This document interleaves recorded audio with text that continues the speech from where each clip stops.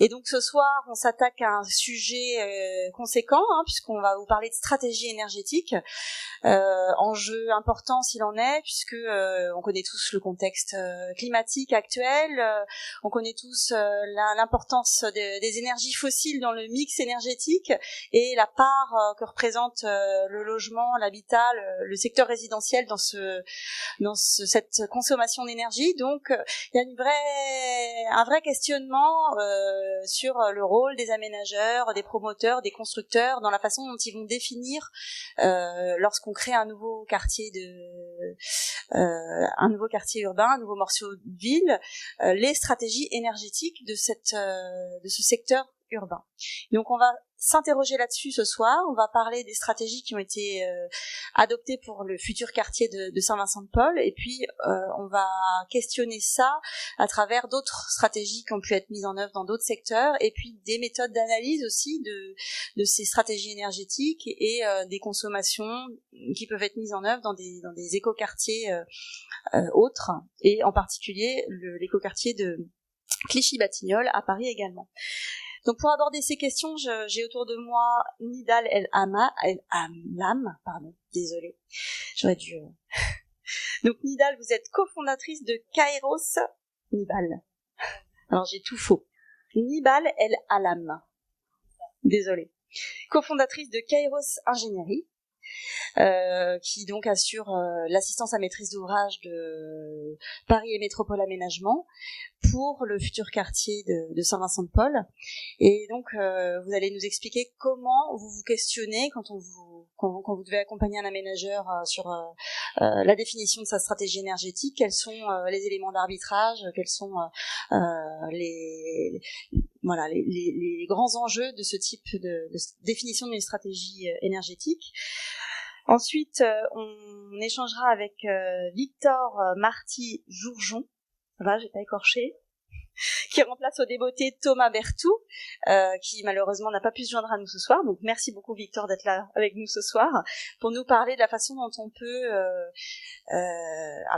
il le dira avec ses mots de façon beaucoup plus claire et beaucoup plus scientifique, mais dont on peut modéliser les consommations énergétiques d'un bâtiment ou des ménages dans un bâtiment, et donc de la méthode de modélisation très spécifique qu'il a mis en œuvre dans le cadre d'un projet qui a été développé pour le quartier Clichy-Batignolles. Et enfin, donc, je vais passer très vite la parole à Guylain Mercier, qui a rejoint la SPL Paris et Métropole Aménagement en 2018, donc assez récemment, mais qui œuvre depuis de nombreuses années pour contribuer à accompagner les futurs quartiers, les futurs secteurs d'aménagement pour qu'ils apportent des réponses concrètes face aux défis de cette transition énergétique et de cette transition environnementale, et donc qui va nous expliquer quelle est la posture de l'aménageur dans le cadre de ce vaste sujet des stratégies énergétiques. Je vous laisse la parole. Toujours un problème de micro quand on commence, pardon, je vous ai fait mal aux oreilles. Oui, j'ai une tâche très difficile. D'abord, je suis très heureux d'être là et je vous remercie beaucoup de cette soirée. J'ai une tâche très difficile, déjà parce que je travaille pour un aménageur, et qu'un aménageur, c'est un maître d'ouvrage, c'est quelqu'un qui fait faire et qui ne fait pas lui-même. Donc je vais vous rendre compte d'études que je n'ai pas faites. Donc tâche très difficile, et je compte sur Nibal pour pouvoir me reprendre si jamais je dis des énormités. Donc ça, c'est la première chose qui est difficile. Et puis la deuxième chose, tu l'as rappelé, c'est que j'ai rejoint le projet il y a finalement assez peu de temps, 1 an, c'est court à l'échelle d'un projet d'aménagement. Donc je sollicite par avance votre indulgence. Je me suis fixé plusieurs objectifs avec cette petite présentation.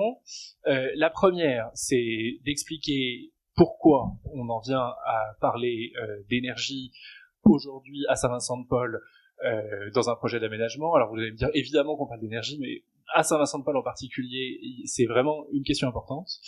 D'expliquer un peu méthodologiquement comment on a abordé le sujet et par quel bout on attaque cette question un peu épineuse de l'énergie, et puis d'essayer de transmettre quelques ordres de grandeur qui parlent pas forcément à tout le monde. Je sais pas qui d'entre vous connaît sa consommation énergétique, par exemple, chaque année, de savoir combien de kilowattheures chacun consomme. Je vais être très franc, j'en avais aucune idée. J'ai vérifié sur le site internet de mon fournisseur d'électricité et de gaz avant de venir, mais c'est pour pouvoir caler comme ça des ordres de grandeur, parce que quand on parle de bâtiments et de consommation énergétique de quartier, c'est important d'avoir ces ordres de grandeur en tête. Voilà. Et puis, je suis aujourd'hui le projet de Saint-Vincent-de-Paul, mais j'ai travaille beaucoup également sur une autre opération, qui est l'opération de Clichy-Batignolles, dont tu as parlé, sur un projet de gestion intelligente de l'énergie, en entendant par là un travail sur la performance énergétique, y compris une fois le quartier livré, donc où un aménageur va un peu au-delà de ce qu'il fait d'ordinaire, et donc évidemment les passerelles seront nombreuses entre ce projet de Clichy-Batignolles qui aujourd'hui est en voie d'achèvement, et puis le projet de Saint-Vincent-de-Paul où tout démarre.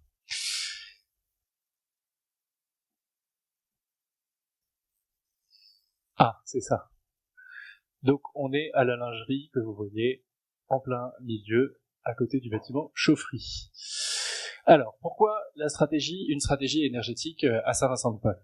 Alors la première réponse, c'est parce qu'on nous l'a demandé et que ça fait partie des données d'entrée du projet de construire à Saint-Vincent-de-Paul un écoquartier, et que la question de l'énergie est évidemment au centre de la question des écoquartiers. Vous voyez ici retracer les fondamentaux un peu du projet d'aménagement de Saint-Vincent-de-Paul. Je pense que beaucoup d'entre vous les connaissent, mais pour ceux qui ne les connaîtraient pas, je les rappelle quand même. Il s'agit de transformer le site extraordinaire de cet ancien hôpital en un quartier essentiellement de logement avec des équipements, de mettre en place de construire de l'ordre de 60 000 mètres carrés de construction, de conserver l'essentiel du bâti et d'en le transformant.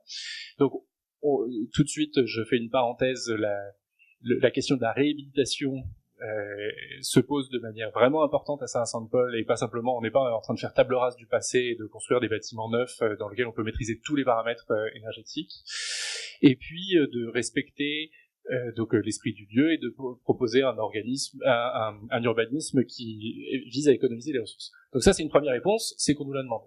Mais la deuxième réponse, c'est aussi pour une question éminemment climatique. Et Laurence a rappelé tout à l'heure le fait que c'était un sujet qui, de plus en plus, était à l'agenda médiatique. Du point de vue de la planification urbaine, c'est vraiment un sujet majeur. Et si on prend au sérieux l'objectif de la neutralité carbone qui est fixé par le plan climat de la ville et puis par les grandes orientations aussi nationales de l'État en la matière avec sa stratégie bas carbone, on se doit dans les nouvelles opérations de tout mettre en œuvre pour atteindre cet objectif de limitation des émissions de gaz à effet de serre. Et le plan climat de la ville de Paris identifie noir sur blanc Saint-Vincent-de-Paul comme le premier projet urbain à objectif neutre en carbone et résilient. Voilà. Et donc, c'est la première chose qui a été faite par le groupement en charge de la réalisation de la stratégie énergétique de Saint-Vincent-de-Paul. Donc, Kéros faisait partie de ce groupement, aux côtés d'une autre ville et puis de AMOS. C'est de réaliser une estimation de ces émissions de gaz à effet de serre, et de savoir, dans un projet d'aménagement comme celui de Saint-Vincent-de-Paul, si on prend un périmètre des émissions qui est cohérent avec celui du plan climat de la ville, où sont les émissions et comment est-ce qu'on peut les réduire. Et donc, on le voit ici sur ce diagramme. Vous voyez qu'il y a 4 postes qui comptent pour 75% des émissions de gaz à effet de serre dans un projet d'aménagement comme Saint-Vincent-de-Paul. Ces 4 postes, c'est l'énergie qu'on appelle l'énergie thermique, c'est-à-dire l'énergie pour fournir de la chaleur et du froid, l'énergie électrique, et donc le PV, alors il y a plein d'acronymes sur la question de l'électricité. Le PV, ça veut dire photovoltaïque, donc c'est la production d'électricité par des panneaux photovoltaïques qui transforment l'énergie du soleil en électricité. Donc ça, avec ces 2 postes-là, l'énergie, on est à 33% des émissions. Et puis, avec les émissions liées à la construction neuve et puis à la réhabilitation des bâtiments, on a 42% des émissions, et donc l'ensemble, ça fait plus de 3/4 des émissions. Donc si on veut s'attaquer sérieusement à la question des émissions de gaz à effet de serre dans le projet de Saint-Vincent-de-Paul, il faut s'attaquer à la construction, et je pense que ça sera l'objet d'une petite conférence ultérieure, c'est celle de l'impact carbone des émissions, des matériaux employés pour la construction et comment est-ce qu'on peut résoudre ça. Et puis il faut s'attaquer à la stratégie énergétique. Donc c'est l'objet de ma présentation. Alors on n'a pas toutes les slides là. On va regarder où est-ce qu'il y en a. Voilà. Donc maintenant, comment est-ce qu'on estime comment par quelle voie, comme en montagne, il faut attaquer ce grand sujet des performances énergétiques. La première chose qu'on doit faire, la première donnée d'entrée qu'on a, c'est celle du programme de construction. On sait qu'à Saint-Vincent-de-Paul, on a un programme de construction assez détaillé, qui est de l'ordre, je l'ai dit, de 60 000 m² de surface de plancher, avec un programme qui est composé essentiellement de logements, avec un grand équipement public qui est l'équipement Pinard, qui fait à la fois crèche, école, gymnase, etc., des surfaces dédiées à l'activité économique et puis au commerce, essentiellement dans les cours anglaises et puis dans les programmes d'activité, mais on a quand même un quartier qui est essentiellement résidentiel. Et ça, c'est une caractéristique déjà très importante à prendre en compte d'un point de vue énergétique, c'est qu'on aura des besoins énergétiques qui seront assez similaires entre eux. Et ça, c'est vraiment important. Donc maintenant, comment est-ce qu'on passe de ce programme, de cette liste, ce tableau des mètres carrés à construire, à des besoins énergétiques? Alors d'abord, je fais une petite précision méthodologique. Ceux d'entre vous qui ont fait des études scientifiques me pardonneront de passer là, et parce que je fais certainement des simplifications, mais je recourrais beaucoup à une distinction entre l'énergie et la puissance, et j'ai pris, pour faire expliquer cette différence de notion, l'exemple de l'ampoule. Vous avez une ampoule, quand vous regardez la quantité d'énergie qu'elle a consommée pendant 1 heure de fonctionnement, vous regardez sa consommation énergétique. Et donc, une ampoule de 100 watts, autrefois, puisque maintenant elles sont interdites, mais vous la faites fonctionner pendant 1 heure, vous avez 100 Wh de consommation énergétique. Et la puissance qu'elle est capable de délivrer, de manière instantanée par unité de temps, c'est les 100 watts.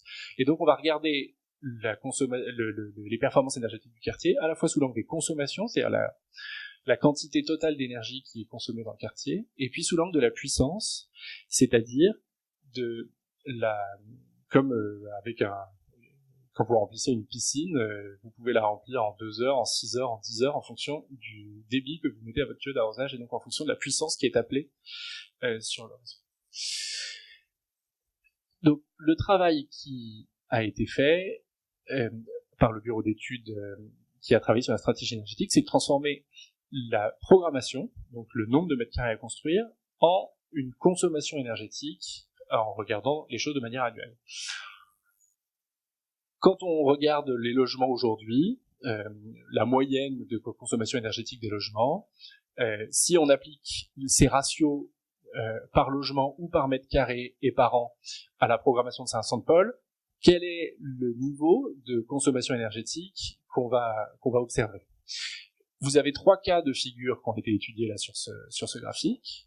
Le cas de figure existant, c'est-à-dire avec les ratios de consommation qu'on constate en moyenne dans des quartiers à Paris, quel serait le niveau de consommation énergétique attaché à chacun de à cette programmation. Et puis, on a travaillé sur 2 scénarios, de dire, un premier scénario, c'est qu'on demande que tous les logements qui soient construits à Saint-Vincent-de-Paul, ils soient très performants énergétiquement et avec un niveau de référence qui est celui d'un label qui existe aujourd'hui, qui est le label BPOS Effinergie 2017, dont je vous demande de me croire, et qui dit, qui préfigure la réglementation thermique de 2020, de dire, voilà, un bâtiment standard de 2020, il devra consommer tant. Et on a fait un deuxième scénario où on a pris un niveau de performance plus ambitieux et qui fait référence au label Passive House, qui est un label d'origine allemande, qui est en France celui de la maison passive. Voilà, de dire, on étudie 2 scénarios, un scénario dans lequel les bâtiments une consommation à peu près standard pour des bâtiments neufs aujourd'hui, et puis un bâtiment avec une rupture un peu franche sur le niveau de performance énergétique. Et on a essayé de regarder, pour pouvoir choisir, est-ce que ça vaut le coup de demander au bâtiment de Saint-Vincent-de-Paul d'avoir un niveau de référence passif, à la fois sur la consommation énergétique, mais aussi sur les émissions de gaz à effet de serre, dont je vous ai dit que c'était notre clé d'entrée. Et donc, les simulations faites par le bureau d'études montrent que on peut économiser, toutes choses égales par ailleurs, 11% des émissions de gaz à effet de serre en imposant un niveau de référence passif plutôt qu'un niveau de référence standard. Donc ça, c'est des choses importantes. Alors maintenant, si on commente un peu ce graphique, vous voyez que les consommations énergétiques dans un logement, ou enfin dans le quartier là, elles sont de plusieurs ordres. Il y a les besoins thermiques, je l'ai dit, de chauffage, et puis alors ECS, deuxième acronyme. Qui peut me donner la définition de ECS? Eau chaude sanitaire, c'est très bien, c'est l'eau chaude pour la douche et la toilette, etc. Donc les besoins thermiques, c'est les besoins rouge plus rose. Et puis il y a les besoins électriques, qui sont les besoins en bleu tout en haut, et il y a des besoins de froid qui sont en petit et en bleu ciel pour le rafraîchissement des bureaux. Donc on voit ce qui saute aux yeux sur ce graphique, c'est que la consommation de chauffage, elle est réduite drastiquement entre le niveau de la moyenne des logements à Paris aujourd'hui, les logements neufs standards et puis les logements passifs. On voit que la division passe de 6400 mégawattheures par mètre carré par an à 978 mégawattheures par mètre carré par an. On voit que la consommation d'eau chaude sanitaire, elle diminue pas tant que ça. Et en fait, c'est tout à fait logique parce que si on isole un logement, on sait qu'on aura besoin de moins d'énergie pour le chauffer, mais par contre, les gens qui seront dedans prendront toujours autant de douches. Donc la consommation d'eau chaude sanitaire a pas de raison de drastiquement s'effondrer si on isole bien les logements. Et puis on voit que la consommation d'électricité, elle diminue, mais pas dans des proportions aussi importantes que la consommation de chauffage. Et ça, c'est un ordre de grandeur un phénomène de fond dont il faut vraiment avoir conscience quand on réfléchit aux questions énergétiques, c'est qu'il y a des choses sur lesquelles il est facile d'agir. Donc isoler une maison, isoler un appartement, c'est relativement simple d'agir. Mais par contre, agir sur la consommation électrique d'un logement ou sur la consommation d'eau chaude sanitaire, c'est beaucoup moins facile parce que ça touche aux usages des gens. Ça veut dire d'acheter des appareils qui consomment moins d'électricité, de changer son frigo ancien par un frigo plus performant, de dégivrer son frigo, de prendre moins de douches, enfin de faire tout un tas de choses sur lesquelles un aménageur n'a aucune prise, et de manière très heureuse d'ailleurs. Voilà. Et donc mécaniquement, quand on voit ce graphique, on voit que en proportion, la quantité d'énergie consommée dans un logement liée aux usages est d'autant plus importante que le logement est performant. Vous voyez que là, l'eau chaude sanitaire et l'électricité, ça représente, 75% des consommations énergétiques du logement. C'est des consommations qui sont liées aux usages et qui sont pas liées à la construction du bâtiment. Voilà. Bon. La deuxième chose dont je vous ai dit, on regarde la question énergétique sous l'angle de l'énergie, c'est-à-dire le nombre de mètres cubes qu'on a mis dans la piscine. Et puis, on regarde aussi le bilan de puissance, c'est-à-dire la taille du tuyau d'arrosage qu'il va falloir pour remplir cette piscine. On voit, pour le coup, dans les deux scénarios, le scénario on s'aligne sur les pratiques standards dans un quartier, et puis le scénario on essaye d'avoir une rupture franche, qu'il y a une chute importante des besoins de puissance, ce qui veut dire très simplement que le 21 décembre, quand il fait -5 dehors, la puissance maximale qui sera appelée sur les installations énergétiques de Saint-Vincent-de-Paul, au lieu d'être de 2000 kW dans le scénario 1, elle sera plus que de 1500 kW dans le scénario 2, donc on aura diminué de 25% cet appel de puissance. Pourquoi c'est important? Parce qu'on sait très bien que l'énergie est la plus carbonée, c'est-à-dire qu'elle émet le plus d'émissions de gaz à effet de serre en période de pic, parce que pour produire cette chaleur, il va falloir allumer des centrales à charbon très polluantes, des centrales à gaz, etc., pour pouvoir délivrer la quantité d'énergie le 21 décembre quand il fait -10 à 19h, etc. Et donc, il est capital, quand on travaille sur une stratégie énergétique, de tout faire pour limiter le niveau des puissances appelées et étaler cette consommation et cette puissance dans le temps. Et ça, c'est un sujet sur lequel on pourra discuter avec Victor des enseignements de Clichy-Batignolles.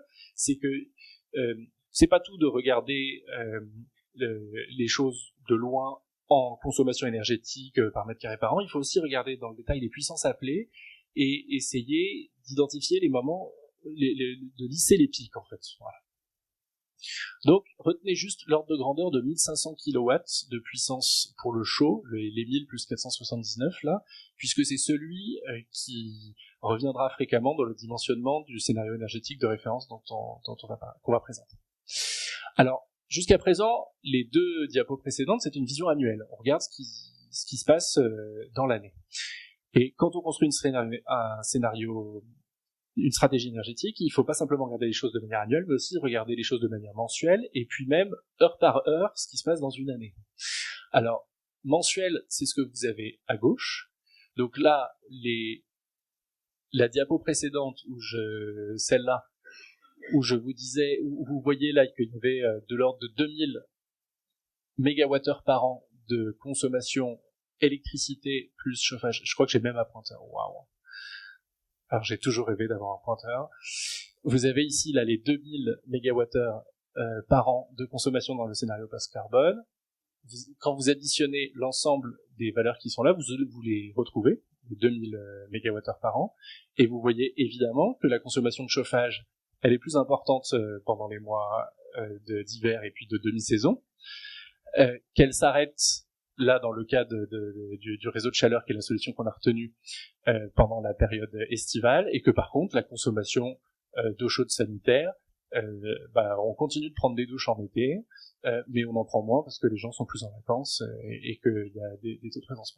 Donc ça, on regarde les besoins énergétiques de manière mensuelle, et on regarde enfin les besoins énergétiques de manière horaire.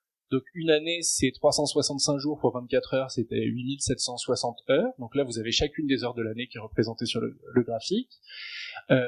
En rouge, vous avez la température extérieure, heure par heure. Donc vous voyez là que en période hivernale, il fait assez froid, et que en période estivale, il peut faire très chaud.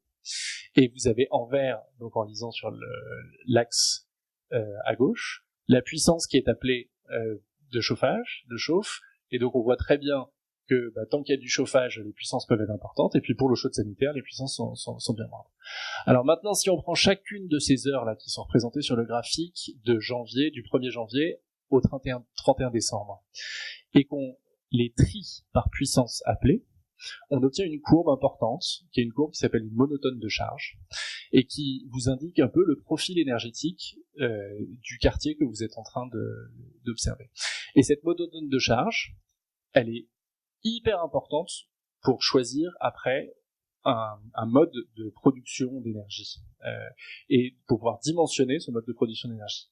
Parce que vous pouvez voir ici l'allure qu'a la courbe. Elle peut être plus ou moins pentue, elle peut être plus ou moins plate, plus ou moins étalée. Et donc vous allez pouvoir savoir à combien est-ce qu'il faut dimensionner votre installation de production de chaleur pour répondre au maximum des besoins.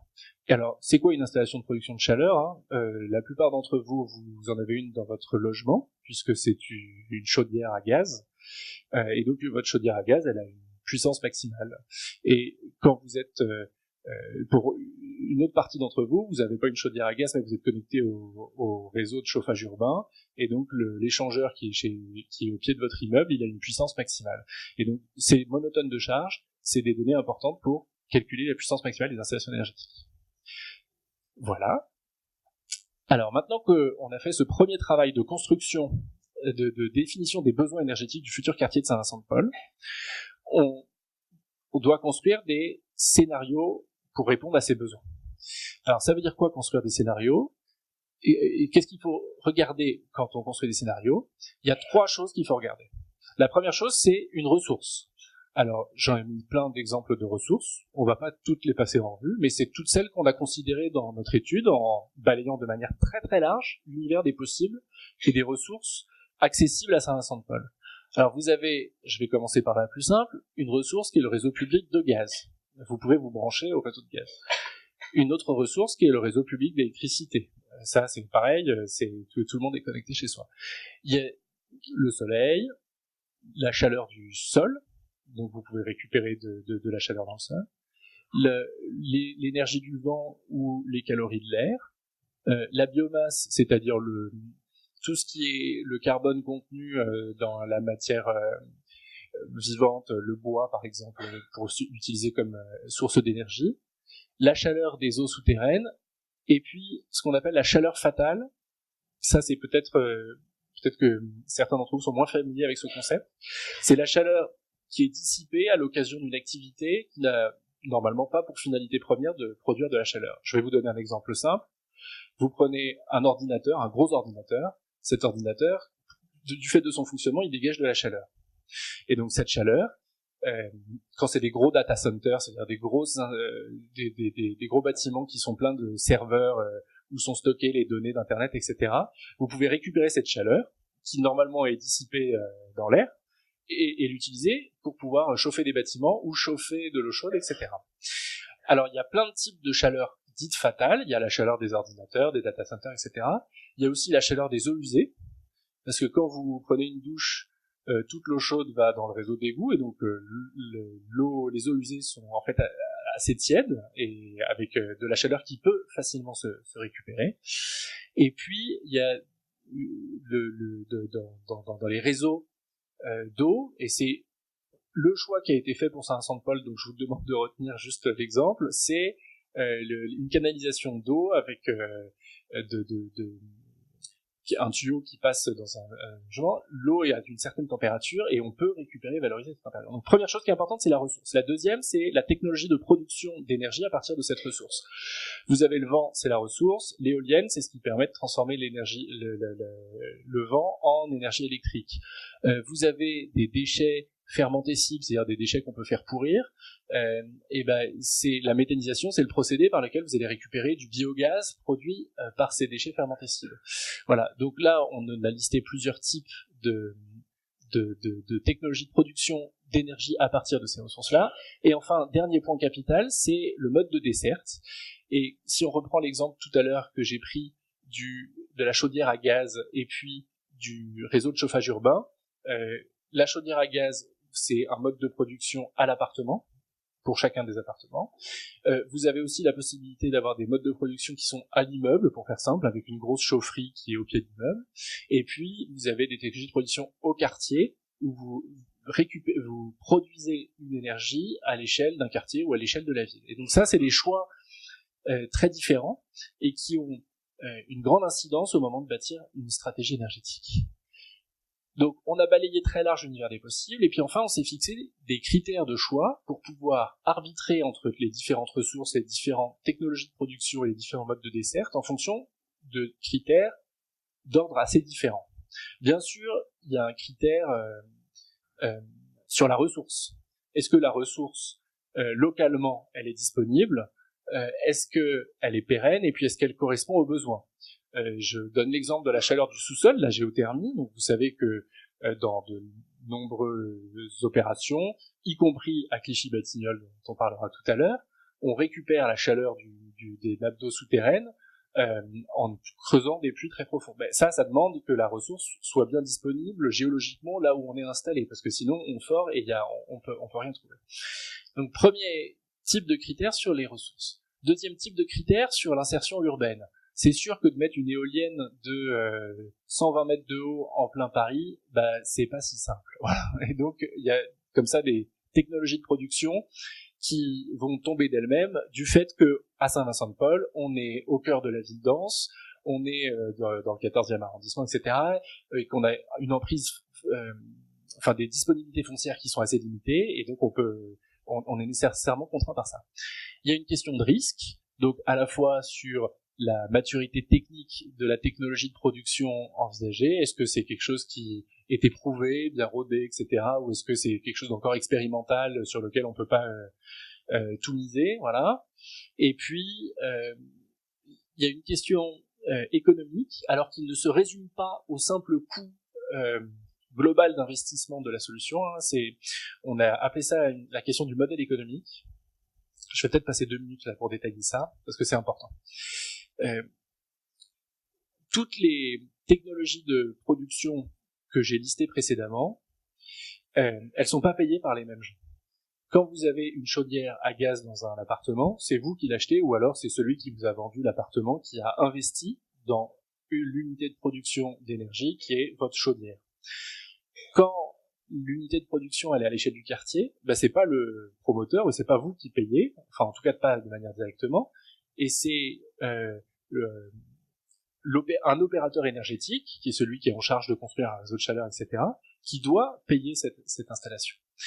Et donc ça, c'est pour le coût d'investissement. Le coût d'investissement, il n'est pas supporté par les mêmes personnes selon les choix de technologie de production d'énergie qu'on peut faire. Il y a un deuxième coût important qui n'est pas porté par les mêmes personnes, c'est celui du coût de l'énergie. Je reprends l'exemple de la chaudière à gaz, c'est vous qui payez votre facture de gaz. En revanche, quand vous vous payez pour l'essentiel les mètres cubes que vous consommez. Quand vous êtes raccordé à un réseau de chaleur, vous payez certes la chaleur qui a été livré à votre immeuble, mais vous payez aussi un grand nombre de frais fixes, qui sont les frais de développement du réseau, d'entretien, etc. Et donc la proportion entre la part variable de votre tarification et puis la part fixe est très différente. Et puis, quand vous avez du photovoltaïque sur vos toits, vous payez moins de factures d'électricité et vous avez des recettes, mais les recettes, c'est celui qui l'empoche, c'est pas forcément celui qui paye les consommations électriques, etc. Donc, cette question du modèle économique, elle est importante pour raisonner de manière équitable et de pouvoir comparer des scénarios qui sont avantageux, pas forcément pour les mêmes personnes. Et enfin, dernier type de critère, c'est celui du montage. Alors c'est un nom pour dire, enfin c'est des questions organisationnelles. Il y a des technologies ou des choix de valorisation énergétique qui sont beaucoup plus complexes à mettre en œuvre que d'autres. Se raccorder au réseau public de gaz, c'est très simple. Mettre en place un réseau de chaleur ou je sais pas quoi, ça a une complexité qui est particulière. Voilà. Donc ça, c'est les critères qu'on a étudiés pour chacune des ressources et chacune des technologies de production et chacun des modes de dessert pour pouvoir déjà éliminer certains choix. Et on a après établi des scénarios plus précis sur lesquels on a regardé des indicateurs qui sont... Alors ENR-NR, c'est un autre acronyme barbare. Ça veut dire énergie renouvelable et de récupération. C'est-à-dire qu'une énergie renouvelable, c'est par exemple le vent, et puis l'énergie de récupération, c'est la chaleur que vous récupérez sur vos usines. On regarde le contenu GES, c'est-à-dire gaz à effet de serre. Donc, quelles sont les émissions de gaz à effet de serre, donc de CO2 si on veut aller vite, qui sont liées à ça. Et puis, le coût global de la solution. Alors, juste là, c'est des images. Il n'y a plus de graphique, promis. Enfin, presque plus. Quelques images sur des ressources qu'on a plus particulièrement étudiées, et en particulier celles, évidemment, qui ont fait partie des ressources qu'on a étudiées plus en détail parce qu'elles n'avaient pas été éliminées par notre grille d'analyse multicritère. D'abord, un petit rappel sur le réseau de chauffage urbain à Paris. Vous avez un réseau qui est opéré en délégation de service public par une entreprise qui s'appelle la CPCU, la Compagnie Parisienne de Chauffage Urbain. Ce réseau, il produit de la chaleur de manière centralisée par des usines de production de chaleur qui sont réparties dans Paris, et puis il la distribue sous forme de vapeur à haute température. Donc là, vous voyez le réseau à Paris, les unités de production, et puis en haut un petit graphique illisible, mais que je vais vous commenter, pour dire que la chaleur livrée par la CPCU, elle est déjà aujourd'hui à 52% d'origine renouvelable. Et quand on regarde ce qui compose cette énergie renouvelable, c'est en grande partie l'incinération des ordures ménagères. Donc les usines qui sont à Ivry, à Issy-les-Moulineaux, etc., du syndicat de traitement des ordures ménagères, elles brûlent les ordures ménagères et la chaleur est récupérée pour alimenter le réseau de chauffage urbain.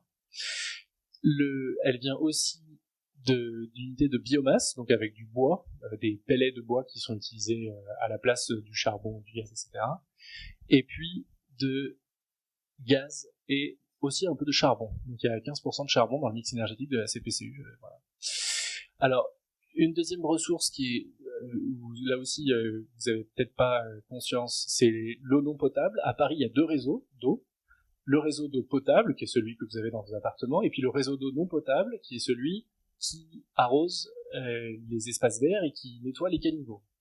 Donc il y a à Paris plusieurs endroits où cette eau est stockée en vue de sa distribution dans le réseau d'eau non potable. Et là, je vous ai donné l'exemple des réservoirs de Passy, avec une très belle vue sur la Tour Eiffel, et qui sont en fait un grand réservoir d'eau qui stocke l'eau pour arroser les espaces verts. Donc là, c'est celle qui les intéressera particulièrement. Oui, c'est celle-là qui nous intéressera particulièrement parce qu'en fait, c'est cette ressource énergétique qu'on a choisie comme base pour Saint-Vincent-de-Paul. Alors, j'en dis deux mots du coup, puisque c'est celle qu'on a choisie. Là, vous avez une vision un peu psychédélique de Paris, mais donc vous avez la Seine là, et il y a plusieurs usines qui récupèrent cette eau, qui en fait c'est de l'eau de Seine, hein, qui est traitée de manière assez légère, juste pour enlever les déchets qui flottent, etc., et qui est stockée après dans des grands réservoirs. Il y a celui de Passy, dont vous avez vu la photo, le réservoir de Villejuif, celui de Ménilmontant et de Belleville, et puis ensuite, en fonction de la topographie de Paris, si vous êtes plus ou moins haut, cette eau, elle passe dans des réseaux. Il se trouve qu'à Saint-Vincent-de-Paul, dans le 14e arrondissement, le réseau d'eau non potable passe juste à côté, là, dans la rue, que c'est de l'eau qui est de l'eau de Seine, et donc qui a une température moyenne de 12 à 14 degrés dans l'année, et que c'est une source de chaleur qu'on peut appeler chaleur fatale, c'est-à-dire qui est pas utilisée, pas valorisée, et qu'on peut valoriser et qu'on peut utiliser pour alimenter après un réseau de chaleur. Et ça, je laisserai Nibal en parler de manière plus précise que ce que je viens de faire. Et je vais dire un mot enfin d'une ressource qui est la ressource du soleil et du photovoltaïque, donc c'est le fameux PV de tout à l'heure, si vous vous en souvenez. On a essayé d'estimer le potentiel maximum d'énergie photovoltaïque qu'on pouvait produire à Saint-Vincent-de-Paul. Étant entendu que des panneaux photovoltaïques, ça s'installe sur les toits, et ça s'installe sur les toits qui sont ensoleillés. Là, vous avez l'image qui est extraite de l'étude d'ensoleillement qu'on a réalisée avec Kéros, là, et avec Amos. On a 5700 mètres carrés de toitures qui sont correctement exposées pour de la production photovoltaïque. Donc 5700 mètres carrés, c'est un demi-hectare. Hein. Et puis, la production photovoltaïque correspondante, c'est 800 MWh par an. Alors, 800 MWh, vous allez me dire, mais à quoi ça correspond? Et si je reviens là, ici, vous avez la consommation... Tu avais promis plus de graphiques. Hein. Pardon? J'avais promis plus de graphiques? Eh ben, j'ai menti. Je reviens là pour dire qu'on avait nos 1775 MWh d'énergie électrique consommée à Saint-Vincent-de-Paul par les logements, le nouveau quartier, etc. Et donc vous voyez que je dis qu'on est capable de produire au maximum 800 mégawattheures par an, donc à peu près 45% d'énergie. Donc juste le message, c'est qu'on pourra pas, avec des panneaux photovoltaïques partout, sur tous les toits de Saint-Vincent-de-Paul, couvrir 100% de la consommation d'électricité, c'est pas possible, quoi. On peut atteindre 40-45% si on mettait du panneau photovoltaïque partout, mais dans un projet d'aménagement, l'énergie c'est une chose, mais on a aussi de la gestion des eaux pluviales à faire, on a aussi des terrasses à faire pour que les gens puissent aller sur les toits, etc. Voilà. Donc là, ce que je vous propose, c'est de pas aller tellement plus loin. Là, j'ai expliqué les principes qui nous ont conduits à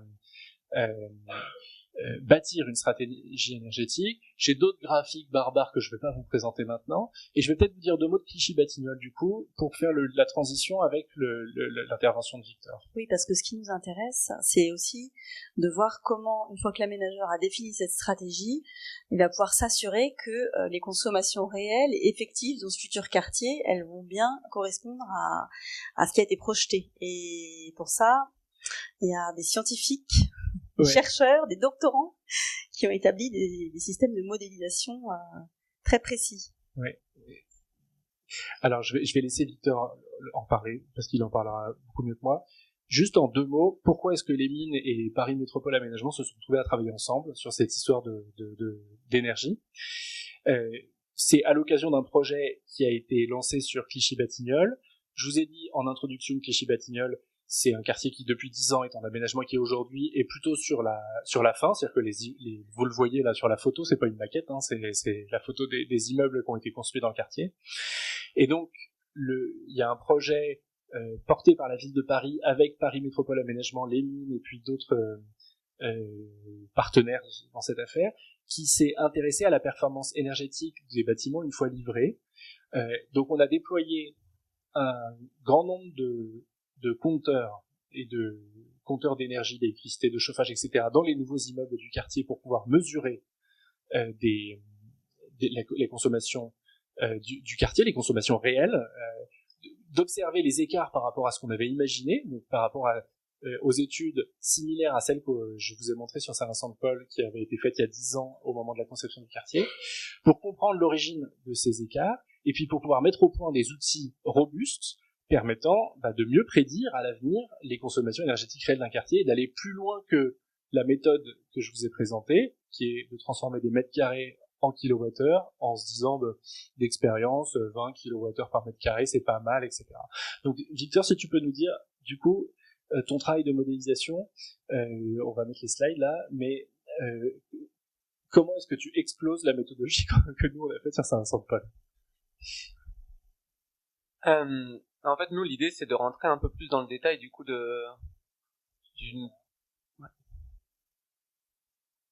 Ouais, alors je vais vous présenter du coup mon travail de thèse. Donc je suis ingénieur de recherche et doctorant en mines de Paris. Donc je travaille notamment sur le projet de cordée avec Guilain. Donc le titre de ma thèse, c'est modélisation adaptée à l'évaluation des performances énergétiques de quartier. Donc le contexte, c'est, j'imagine que la majorité d'entre vous le connaissent. Donc on a des enjeux globaux liés à l'énergie. Pour faire face à ces enjeux, on a diverses actions qui sont possibles à l'échelle du bâtiment, qui sont assez connues. Donc on peut faire de la rénovation, on peut faire de la sobriété et on peut faire de la flexibilité. Donc la flexibilité, c'est peut-être un petit peu moins connu.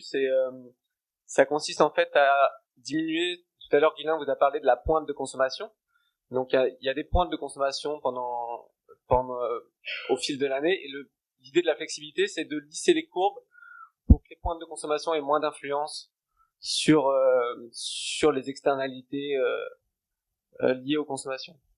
La sobriété, c'est juste baisser les températures, moins consommer, utiliser moins d'appareils électriques, etc. Et la rénovation, c'est isoler les bâtiments principalement. Donc ça, c'est des actions à l'échelle possible à l'échelle du bâtiment. Ensuite, aujourd'hui, on s'intéresse de plus en plus dans la recherche à de nouvelles actions qui sont possibles à l'échelle du quartier. En effet, à cette échelle, on peut par exemple, identifier, on va essayer de créer des modèles, ou pas uniquement à l'aide de modèles, mais aussi à l'aide d'expertise. On pourrait identifier des bâtiments et des actions de rénovation prioritaires. On peut réaliser des économies d'échelle en mutualisant les moyens. On peut utiliser des systèmes de chauffage et de climatisation mutualisés. Donc tout à l'heure, Guilain vous a parlé des réseaux de chaleur.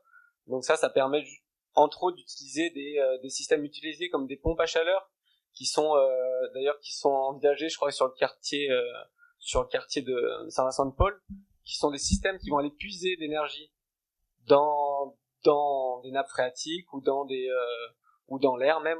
On va puiser une certaine quantité d'énergie pour 1 kWh d'énergie consommée, avoir beaucoup plus de capacité de chauffage. C'est exactement le choix qu'on a fait sur Saint-Vincent-de-Paul et Nibal va le présenter un peu plus en détail, ce système de pompe à chaleur. Voilà. Du coup, l'idée, ça va être d'étudier. On fait des modèles pour pouvoir optimiser au mieux et étudier au mieux la mise en place de ce type de système sur des quartiers, qui sont pour ce type de système, l'échelle du quartier est particulièrement adaptée. Et ensuite, on peut faire de l'effacement thermique, de l'effacement électrique. Donc ça, c'est encore cette histoire d'effacer les pointes de consommation. Et aussi, on va essayer de faire du suivi de performance. En effet, il y a de plus en plus de projets qui sont réalisés à l'échelle du quartier, mais on observe souvent des grosses dérives sur les projets. Du coup, l'idée, c'est de vérifier l'efficacité des projets dans le temps et pas uniquement sur le papier en phase de conception. Voilà. Du coup, l'objectif, donc là, notre méthode, elle a pour but d'être un peu générale, donc applicable à beaucoup de quartiers. Donc ça va être une présentation assez générale sur tout ce qu'on peut faire avec la modélisation sur un quartier. Donc l'objectif, donc la méthode théorique, on peut la représenter un peu sur ce schéma. Donc l'idée, c'est que dans un premier temps, donc le graphique là, c'est un graphique donc c'est temporel. Donc en bas, il y a le temps qui passe. La grosse flèche du milieu, c'est une action de gestion de l'énergie. Donc ça peut être une action de rénovation, une action de sensibilisation, une action de flexibilité thermique. Et en amont de cette action, on va construire le modèle. On construit le modèle et on étudie des scénarios. Donc un modèle, en fait, qu'est-ce que ça permet? Ça permet de répondre à la question et si on fait ça, qu'est-ce qui se passerait? Parce qu'on n'a pas, on n'a pas suffisamment de cas d'études, de cas d'études à observer. On peut pas se baser uniquement sur des observations pour étudier des scénarios parce qu'il existe chaque quartier est spécifique et du coup on peut pas trouver un quartier qui correspond exactement sur lequel on travaille dans différentes configurations pour essayer de repérer le meilleur scénario à faire. Donc on fait des modèles pour répondre à la question et si on fait ça, qu'est-ce qui se passerait? Donc et du coup ton modèle énergétique, c'est un modèle qui est capable de dire la consommation énergétique d'un quartier de manière assez juste. Et c'est l'intérêt de Clichy-Batignolles, c'est que on est capable de voir qu'est-ce que ça veut dire une consommation juste du quartier, c'est-à-dire qu'est-ce que c'est la consommation de tous les logements de Clichy-Batignolles. Et toi, ton modèle est capable de reproduire ça à 5% près. Et donc, on est capable, après, de voir les écarts au modèle. C'est-à-dire, on sait que la consommation énergétique de Clichy-Batignolles, c'est de tant de mégawattheures par an, etc. Et on peut observer, si on mène une politique de rénovation de tous les bâtiments qui étaient connectés au réseau de chaleur, je sais pas quoi, on a une consommation réelle qui est baissée de 30% et on peut voir l'écart par rapport à ce que ça aurait été si on n'avait pas fait cette action, c'est ça? Oui, c'est ça. C'est exactement ce qui est l'air en vert là sur la courbe, c'est l'intervalle. L'intervalle, en fait, entre le modèle, il va être capable de simuler le quartier. Donc, il va pouvoir dire, et si on met en place une action, il va pouvoir dire, et si on n'avait rien fait, qu'est-ce qui serait passé? Donc, si on n'avait rien fait, on aura la référence simulée. Et ensuite, dans le cas réel, on a les consommations réelles en verte qu'on va pouvoir mesurer. Et l'écart entre les deux, ça va être le gain réalisé par l'action. On peut aussi, donc ça permet d'évaluer des actions. On peut évaluer les scénarios et on peut aussi observer des dérives. Donc, si on voit qu'il y a une grosse dérive des consommations par rapport au modèle, on peut se dire qu'il y a un problème quelque part, un problème dans le réseau de chaleur, un problème dans les bâtiments, enfin voilà. Et ton modèle, il fonctionne? Il est en construction, mais il va fonctionner. Il va fonctionner. C'est-à-dire que là, aujourd'hui, sur les bâtiments de Clichy-Batignolles, t'arrives à reproduire à combien de pourcents près la consommation énergétique des bâtiments? En fait, il y a deux étapes. On fait pour arriver à se rapprocher vraiment de la consommation, on passe par une étape de construction du modèle, donc à partir des données de description du quartier, et une étape de calibration qui nous permet d'ajuster en fait, parce que on peut pas, qui nous permet d'ajuster un peu les paramètres, parce qu'on a toujours des incertitudes sur le modèle, donc on le calibre à partir de données réelles pour réduire nos incertitudes sur nos prévisions. Et du coup, on arrive à aux alentours de 5 sur un bâtiment, on peut arriver à des consommations avec des erreurs autour de 5%.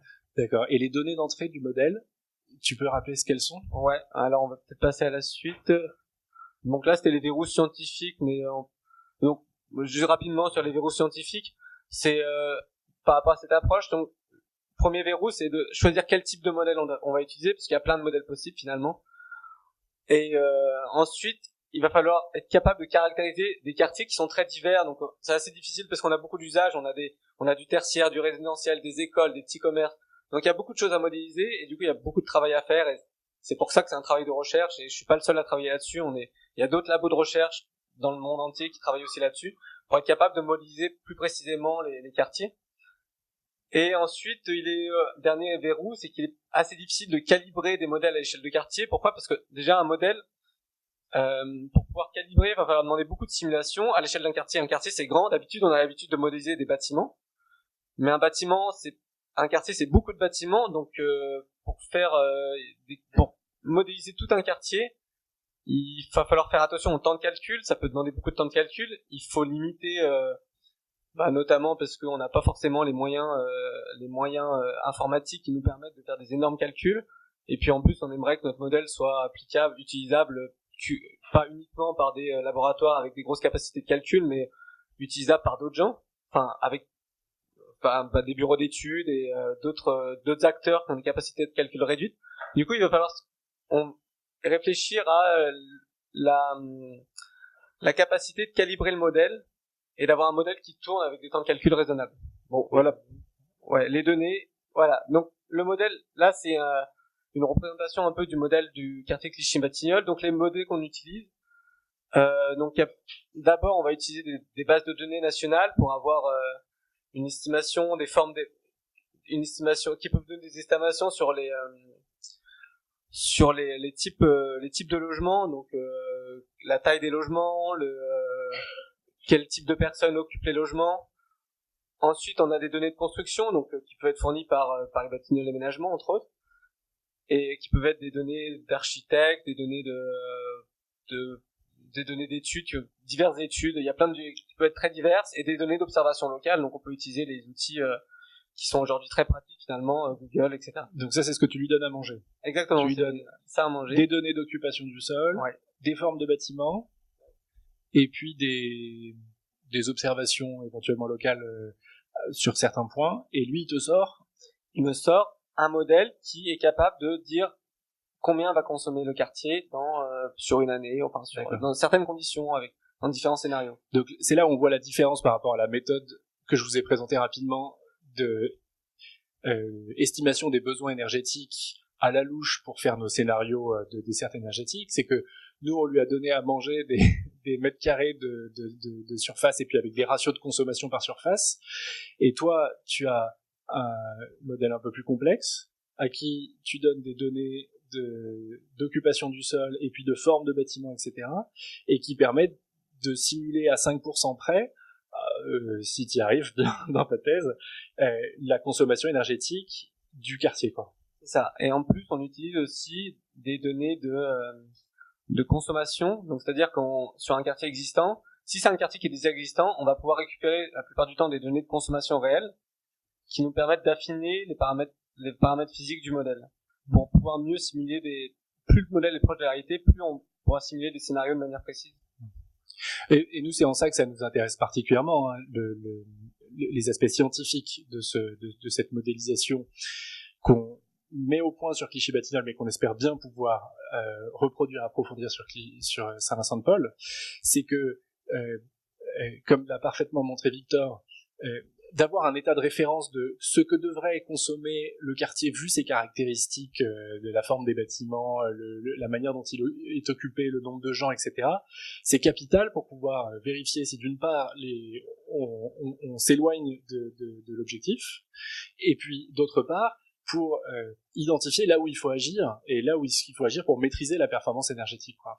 Donc on est très content de pouvoir travailler avec les mines, pas simplement sur Clichy-Batignolles, mais aussi sur Saint-Vincent-de-Paul, et c'est un des outils de ce qu'on imagine être le gestionnaire de quartier, mais t'en parleras, je crois, Annibal, dans ton intervention, de Saint-Vincent-de-Paul, c'est-à-dire la personne, si on veut, qui sera garante des performances un peu dans le temps du quartier, des performances énergétiques, mais aussi environnementales en général, pour vérifier qu'on s'éloigne pas trop de ce qui avait été conçu et des beaux schémas qui avaient été imaginés au moment de la conception de la stratégie. Peut-être avant qu'on revienne sur Saint-Vincent-de-Paul, peut-être t'as pas terminé ta présentation, mais ça me pose deux questions en fait. Quelles actions correctives on peut mettre en place concrètement, ce qui casse la courbe là, ce trait en pointillé à un moment qui fait que la courbe verte devient beaucoup plus basse que le modèle initial. Qu'est-ce qui s'est passé, qu'est-ce qu'on a pu mettre en place? Et ensuite, ce modèle, il faut que le quartier existe et soit livré pour qu'il puisse être mis en route. Il faut quand même qu'il y ait des données objectives, constructives, d'observation. Donc là, en l'état, on peut pas le faire tourner sur Saint-Vincent-de-Paul. Alors après, rien n'empêche de construire le modèle. En fait, il a deux phases. Donc il y a une phase où il se construit à partir des données de construction. Donc c'est il peut se contenter d'un minimum de données. Après, l'avantage c'est plus il a de données, plus il est capable de s'enrichir au fur et à mesure. Donc on peut partir d'un modèle assez simple avec les données qu'on a, le plan, les idées qu'on a du quartier pour faire des études de scénario, essayer d'envisager, voir dans cette situation qu'est-ce qu'on peut faire. Mais après, une fois que le quartier est construit, généralement, il est toujours plus ou moins différent de ce qui a été réalisé. Donc, une fois qu'il est construit, on utilise des données de calibration pour corriger, en fait, par rapport à ce qu'on a pris en avant. Mais rien ne nous empêche de l'utiliser pour anticiper et aider à la planification des outils de ce qu'on va faire.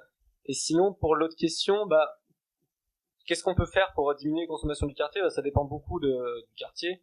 Sur les quartiers neufs, par exemple sur Corday, sur Clichy-Batignolles, quartier Clichy-Batignolles, ce qu'on a identifié, je crois que Guylain l'a abordé un petit peu, c'est surtout des problèmes au niveau du réseau de chaleur et des sous-stations qui fait que on on avait des problèmes de retour de température trop haut qui fait qu'on pouvait pas utiliser les pompes à chaleur.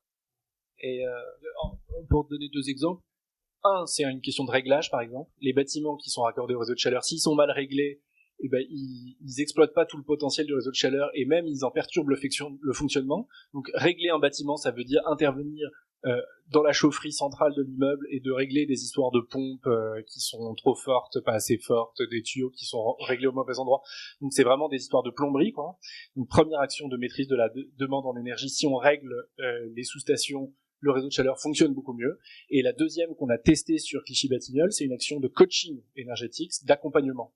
Et donc on avait travaillé avec des cabinets spécialisés qui ont fait du porte-à-porte dans les nouveaux appartements de Clichy-Batignolles pour dire voilà, bonjour madame, bonjour monsieur, est-ce que vous voulez sauver la planète, est-ce que vous voulez prendre des éco-gestes, changer en général votre rapport à l'environnement avec des outils de psychologie sociale qui sont en fait assez étonnant parce qu'ils arrivent très bien à cibler ceux qui sont convaincus, ceux qui sont réfractaires, et ils arrivent à avoir de très bons résultats même avec les réfractaires. Donc ils leur disent pas sauver la planète, ils leur parlent d'autre chose, mais ils sont très forts pour cibler un peu les réactions des gens et du coup trouver ce qui peut vraiment agir. Et donc à Clichy-Batignolles, on avait fait comme ça du porte-à-porte, je sais pas, sur 1000 logements, et il y avait 600 logements qui ont accepté de suivre ces éco-gestes, qui ont accepté de sauver la planète. Moi je trouve ça personnellement très rassurant. Et après, le modèle peut permettre de mesurer l'efficacité de cette action, de dire c'est très bien de dire aux gens est-ce qu'ils veulent sauver la planète, mais est-ce qu'on peut le lire dans les consommations énergétiques si ça a eu un effet, ou alors c'est pas du tout, quoi. Parce qu'en pratique, les prévisions initiales au moment de la définition de la stratégie énergétique s'avèrent toujours erronées. On a toujours des écarts entre les consommations réelles et ce qu'on avait estimé. Alors, si on se souvient de ce que j'ai montré juste au début, disant plus un bâtiment est bien isolé, plus la part des usages est importante, oui, on est toujours déçu par les performances réelles d'un bâtiment par rapport à ce qu'on imaginait, parce que c'est la grande liberté des gens, quoi. On peut pas agir sur les comportements si facilement que ça, et donc si on est dans un quartier où les gens prennent beaucoup plus de douches que ce qu'on avait imaginé, oui, on s'est planté dans nos prévisions de consommation énergétique, mais enfin c'est pas non plus dramatique, quoi. Et ce qu'on observe sur Clichy-Batignolles, et ce qui est vraiment intéressant, c'est que oui, on dit on est à plus 150% par rapport à nos prévisions. Alors on se dit oh là là, c'est horrible, qu'est-ce qu'on est mauvais et tout ça, mais on est quand même 4 fois mieux que la moyenne des logements qui sont construits. Donc même en étant très mauvais par rapport à ce qu'on imaginait être, on reste quand même bien meilleur que en fait les autres et que les bâtiments anciens, etc.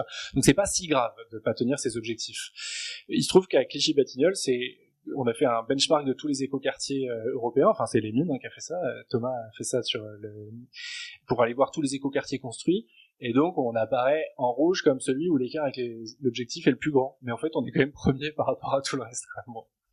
Même après ces actions correctives qui ont été menées Là, on était encore au stade expérimental pour les actions correctives. Donc, on verra, en fait, l'avenir nous le dira, quoi, sur Clichy-Batignolles. Et c'est un autre point peut-être important. C'est la dimension temporelle.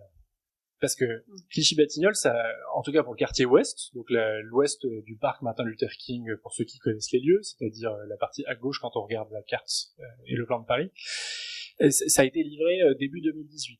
Donc nous, on commence à mesurer les performances énergétiques de ces bâtiments depuis début 2018.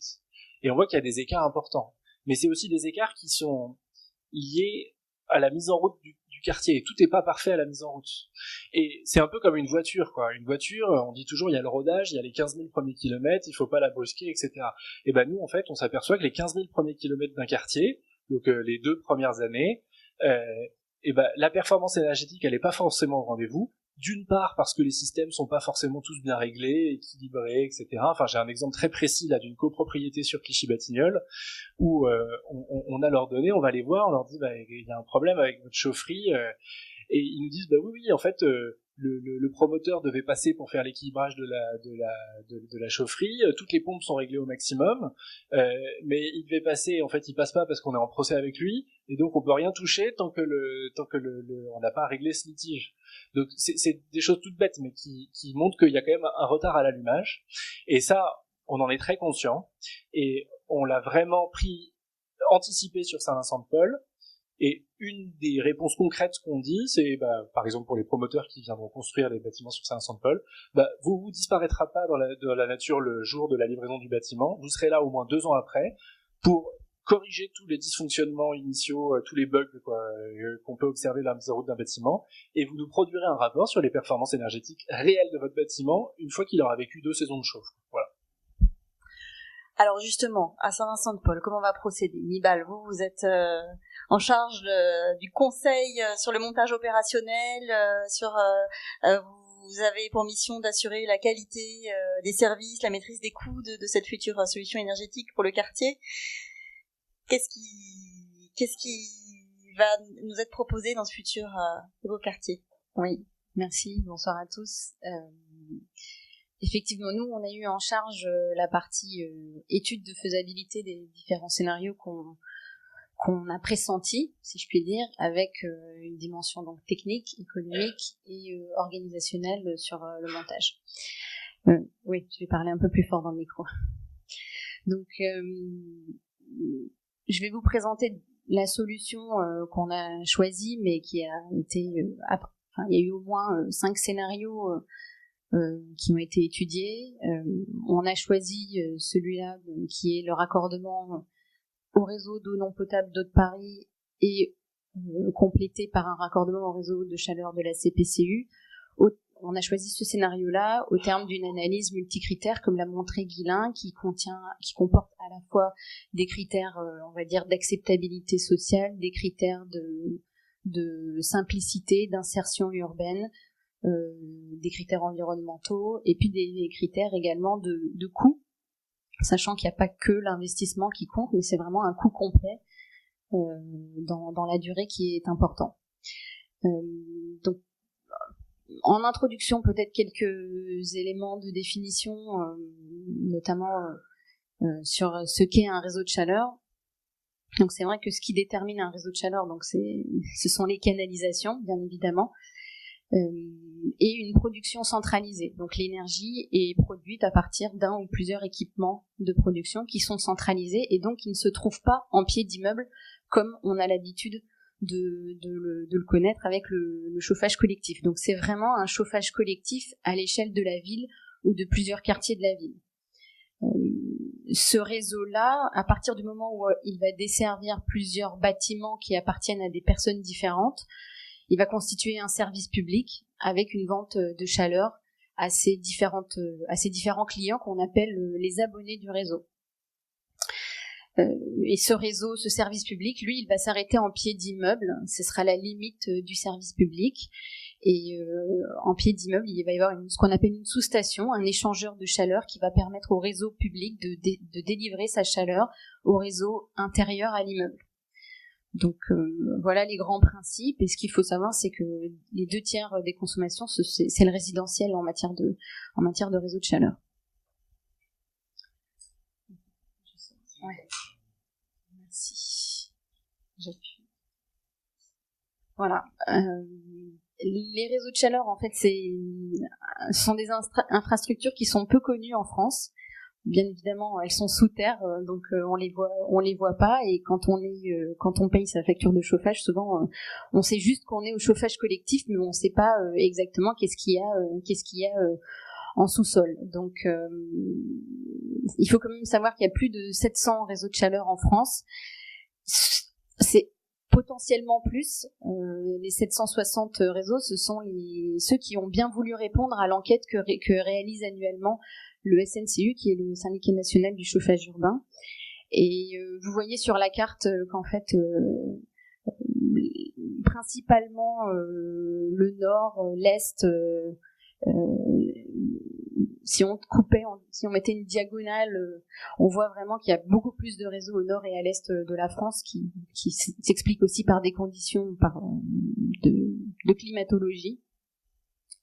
Et sur ces 760 réseaux de chaleur, il y en a déjà une centaine en Île-de-France. Et pour donner quelques chiffres clés, donc les 25 TWh ont été livrés en France en 2017. Il faut savoir que le réseau de chaleur de la CPCU, c'est déjà 5 TWh à lui tout seul. C'est plus de 5000 kilomètres de réseau en France et c'est plus de 2 millions d'équivalents logements qui sont desservis par les réseaux de chaleur.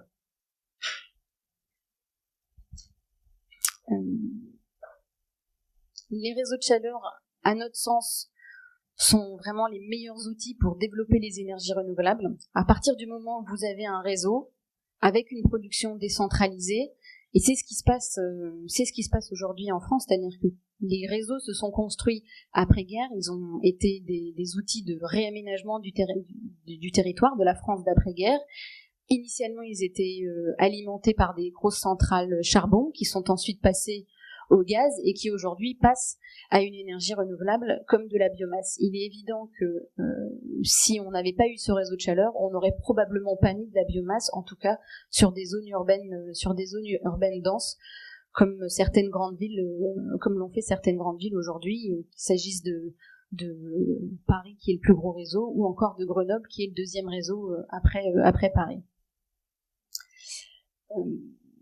Donc bon, sur le graphique, j'ai représenté à partir toujours de l'enquête du SNCU la montée en puissance des énergies renouvelables au sein des réseaux de chaleur. Ces réseaux sont multi-énergies, donc en fait souvent vous avez 2 à 3 énergies dans chaque réseau. Bien souvent vous avez une énergie renouvelable et une énergie fossile qui assure l'appoint et le secours si jamais l'équipement renouvelable venait à être à l'arrêt.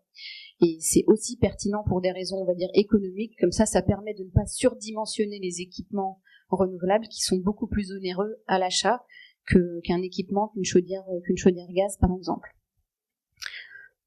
Enfin, alors ici, je n'ai pas représenté le chauffage à partir de l'électricité. On est sur des réseaux de chaleur, et ces réseaux de chaleur, en fait, quand vous êtes en électricité, vous êtes en chauffage, ce qu'on appelle du chauffage individuel, et quand vous êtes en réseau de chaleur, vous utilisez des énergies qui sont capables de produire de l'énergie thermique et non pas de l'énergie électrique. Donc on est bien sur du réseau d'eau chaude, si je puis dire. Donc ça veut dire qu'un bâtiment aujourd'hui qui est au tout élec, si demain vous voulez le raccorder à du chauffage urbain, c'est un peu compliqué parce que ça veut dire qu'il va falloir créer un réseau de desserte à l'intérieur de l'immeuble. Donc, d'où la souplesse et la résilience du réseau de chaleur qui permet cette évolutivité dans le temps et l'intégration au fur et à mesure d'énergies renouvelables complémentaires. Et aujourd'hui en France, donc, on a 83% des réseaux qui sont alimentés par une énergie verte. Donc, finalement, les 17% restants, c'est seulement 12% des consommations. Et dans le bouquet énergétique global des réseaux, c'est 56% de couverture par les énergies renouvelables. Au-delà de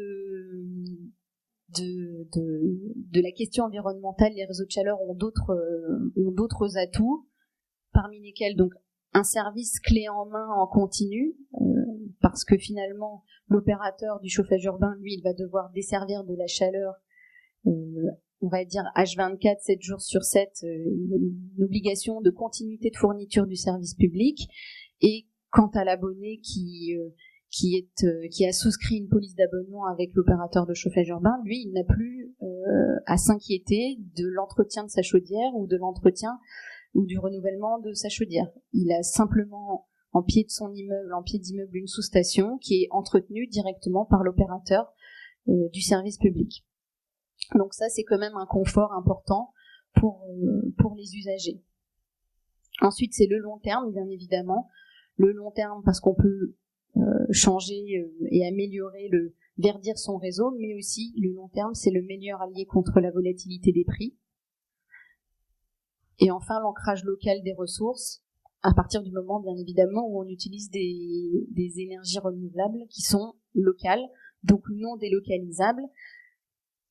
Et en même temps, ça veut dire qu'on fait appel à de la main-d'œuvre locale. Donc finalement, quand on parle de ressources, on parle de ressources énergétiques, mais on peut aussi parler de ressources humaines. En termes de fiscalité aussi, je l'ai pas dit, mais il faut avoir en tête que quand on se raccorde à un réseau de chaleur, donc on va avoir une facture énergétique qui classiquement comprend une part variable en fonction de la consommation et une part fixe qui correspond à son abonnement. En réseau de chaleur, de manière systématique, cet abonnement est soumis à une TVA réduite à 5,5.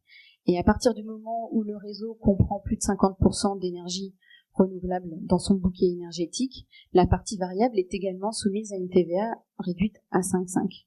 Donc c'est tout l'avantage des réseaux de chaleur. Alors pourquoi on a choisi la solution du réseau d'eau non potable d'eau de Paris complété à celui de la CPCU? Déjà, c'est vrai qu'il y avait une évidence, c'est que les deux réseaux étaient présents à l'entrée, au pied du quartier. Donc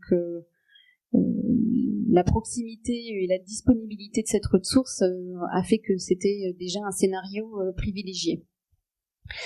Ce qu'on a imaginé, c'était d'avoir l'utilisation du réseau d'eau non potable, on va dire de manière prioritaire, et le complément par la CPCU en appoint secours. Donc en fait, finalement, si on parle de mix énergétique, la couverture des besoins de chauffage et d'eau chaude sanitaire sur le quartier de Saint-Vincent-de-Paul, ça sera à 60% les calories prélevées sur le réseau d'eau non potable et à 40% l'appoint par la CPCU.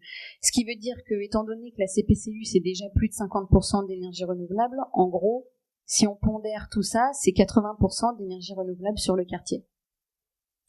Et l'avantage aussi, c'est que la CPCU, grâce au dimensionnement qu'on a fait des installations, pourra également assurer l'appoint et le secours si jamais il y avait une indisponibilité du réseau d'eau non potable. De manière un peu plus technique, donc on a représenté à gauche un plan du quartier. Donc ce qui va se passer, c'est que à l'entrée du quartier, il va falloir créer une interface qui va nous permettre d'une part de récupérer la chaleur du réseau de la CPCU, qui est un réseau qui transporte de l'énergie sous forme de vapeur à très haute température. Et en même temps, on va avoir l'eau du réseau d'eau non potable qui est autour de 10-15 degrés. Donc ces écarts de température font que déjà en entrée de quartier, quand on va faire avant de rentrer donc sur Saint-Vincent-de-Paul, il va falloir convertir ces énergies et les ramener à une température qui sera compatible avec la consommation des bâtiments, donc la basse consommation des bâtiments du quartier de Saint-Vincent-de-Paul. Donc cette interface-là, qui en fait elle va se situer dans un local technique qu'on mettra en pied d'immeuble. Donc là on l'a mis sur le bâtiment d'Enfer, mais ça pourrait être aussi le bâtiment Robin. Ça sera à préciser aussi en fonction du phasage des travaux. Et donc on va mettre une interface, donc une sorte d'échangeur déjà pour CPCU. Cet échangeur va permettre de transférer la chaleur de haute pression à basse pression. Et il y aura également dans ce local technique une pompe à chaleur qui va permettre de remonter en température l'énergie, les calories prélevées sur le réseau de non potable. Donc on va prélever à 10-15 degrés en gros, et il va falloir remonter la température jusqu'à 70 degrés. Donc ça sera le rôle de la pompe à chaleur.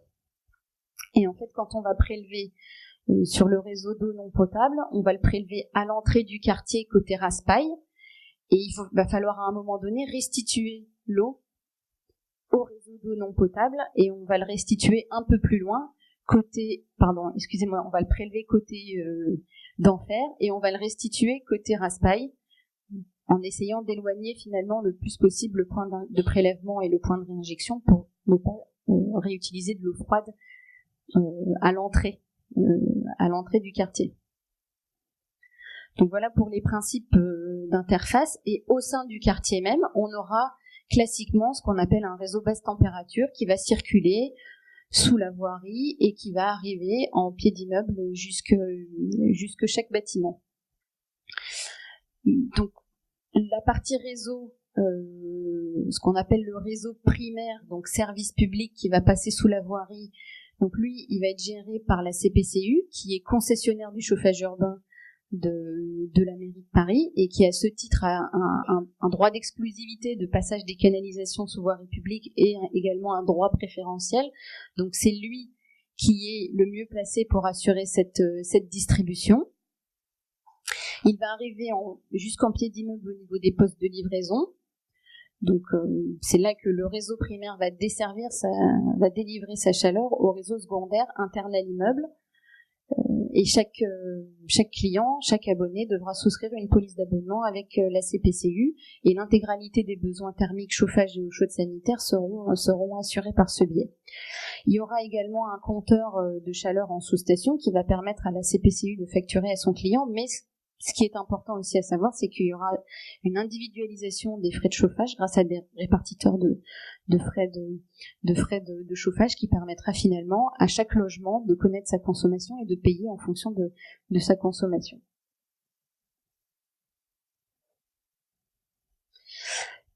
D'un point de vue économique, c'est vrai que ces équipements ont une forte intensité capitalistique, comme c'est le cas de tous les ouvrages en matière d'énergie renouvelable. Comme l'a dit Guilain tout à l'heure, il y a plusieurs entités, donc la question va se poser de savoir qui porte quoi, sachant qu'il y aura des investissements liés au raccordement au réseau d'eau non potable d'une part, ainsi qu'un raccordement au réseau de la CPCU d'autre part, et puis après, au-delà de cette interface à l'entrée de quartier, il y aura le réseau lui-même à créer, ainsi que les sous-stations à créer. Et donc on a chiffré globalement cet investissement entre 1,5 et 2 millions d'euros. Et ce qui est intéressant aussi à savoir, c'est que au sein du quartier, les abonnés qui vont souscrire une police avec la CPCU bénéficieront du tarif de la CPCU. Donc finalement, il n'y aura pas un surcoût spécifique pour l'abonné, casquette abonné si je puis dire, il n'y aura pas un surcoût spécifique lié à la qualité des ouvrages qui vont être réalisés. Et enfin, on a réfléchi à la question du gestionnaire de quartier. C'est vrai que la dimension participative, elle est très forte sur Saint-Vincent-de-Paul, et on s'est posé la question de comment impliquer les habitants à la question pas seulement énergétique, mais à la question de gestion du quartier lui-même. Donc pour nous, sur la dimension énergie, c'est vrai qu'on s'est posé la question de est-ce que ce gestionnaire doit être un opérateur énergétique. Et quand on dit opérateur énergétique, ça veut dire est-ce qu'il est distributeur, fournisseur d'énergie, est-ce qu'il est producteur d'énergie. Donc bien sûr, ces deux questions-là, malgré notre souhait d'être un petit peu innovant en la matière, on a quand même été confronté à la réalité, on va dire la réalité déjà contractuelle, à savoir l'exclusivité dont dispose la CPCU pour la desserte par canalisation sous la voirie. Donc, première contrainte liée à la distribution. On s'est dit, bon, la production, en revanche, pourrait être prise en charge par cet opérateur de quartier. Et la question qu'on s'est posée, c'est, bon, il y a Haute-Paris d'un côté qui va vendre de l'eau, d'un autre côté, il y a la CPCU qui va vendre de l'énergie. Et si on fait un opérateur de quartier qui se retrouve coincé entre les deux et qui va devoir transformer chacune de ces énergies en une énergie à 70 degrés pour la distribuer sur le réseau, c'est un peu compliqué parce que d'un point de vue technique, c'est risqué. Ça veut dire qu'il va supporter le risque de produire une énergie selon un mix énergétique 60-40, alors qu'il maîtrise pas le bout de la chaîne. Donc il est coincé entre Haute-Paris, qui vend de l'eau, CPCU, producteurs qui vendent de l'énergie, et puis en aval, il maîtrise pas la chaîne, c'est CPCU qui va distribuer. Et donc on s'est dit, bon, est-ce que ça correspond vraiment à ce qu'on recherche, sachant que aujourd'hui, peut-être que l'habitant n'a pas forcément envie de s'inquiéter avec des questions de production d'énergie. En revanche, la question de l'usage et du suivi et de la contractualisation, là, elle est peut-être plus intéressante, plus pertinente, et on peut bénéficier aussi des retours d'expérience de Clichy-Batignolles. Certes, la conception va être un élément indispensable. Il va falloir être performant dès la conception de la sous-station, des émetteurs qu'il va falloir placer, installer dans les bâtiments. C'est la donnée d'entrée. Si déjà la conception c'est pas bon, on aura du mal à rattraper à l'usage. Donc cet élément-là serait important. Il y aura une interface entre les différents acteurs à bien organiser.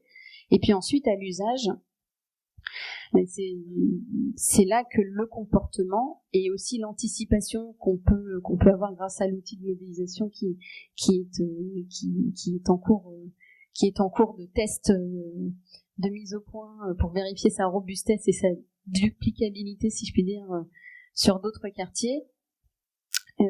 Et donc c'est l'usage et le comportement aussi qui va beaucoup faire la différence. Et cet opérateur de quartier, ce gestionnaire de quartier pourrait avoir ce rôle d'accompagnement, tout à fait. Voilà. Donc vous avez inventé un nouveau métier quelque part.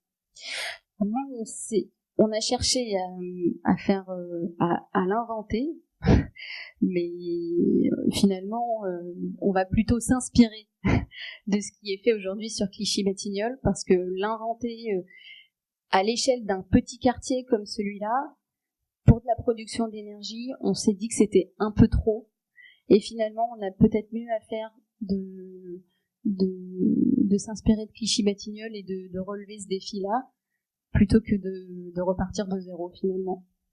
Et alors je me pose une petite question, et puis après je vais vous laisser la parole parce que j'imagine que vous en avez vous aussi beaucoup. Toutes ces installations très techniques, très complexes semble-t-il, elles ont un coût conséquent, on l'a vu. Qui assume ce coût et quel est le bénéfice économique pour l'usager?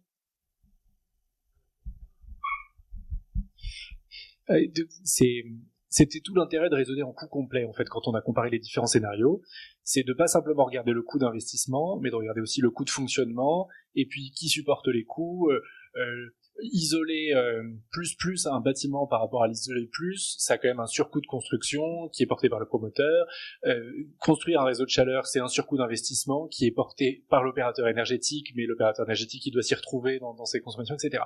Et donc, raisonner en coût complet, ça a permis de pas comparer des choux et des carottes et de pouvoir raisonner sur une base de une dépense annuelle par logement, et donc de pouvoir comparer, ramener les choses à une base comparable. Après, sur le financement là du réseau de chaleur, c'est assez simple.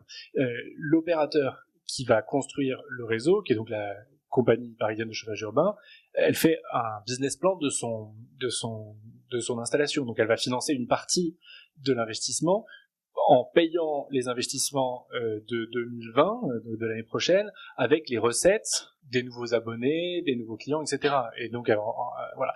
Après, on sait que ça sera pas suffisant, parce que un quartier comme Saint-Vincent-de-Paul, ça consomme finalement assez peu si on fait bien notre job. C'est-à-dire si on construit des bâtiments qui sont très performants, normalement les gens vont pas consommer beaucoup de chaleur, et donc les recettes pour ces PCU vont pas être si importantes que ça, alors que l'investissement, et Nibal l'a bien montré, est important.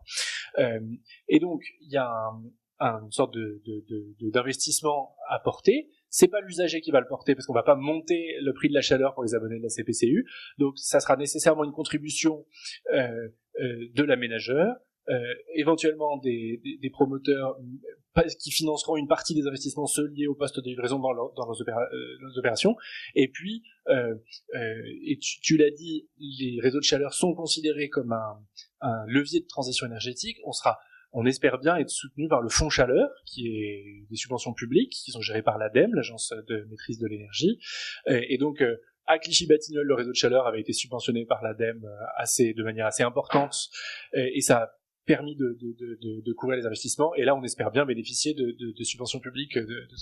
Je précise juste quelque chose. Tu l'as dit, Nibal, poser un réseau de chaleur, c'est cher, parce qu'il faut ouvrir des tranchées et puis poser des tuyaux. Et tout le monde râle sur les travaux dans Paris, c'est en partie parce qu'il y a des extensions et puis rénovation du chauffage urbain et ça.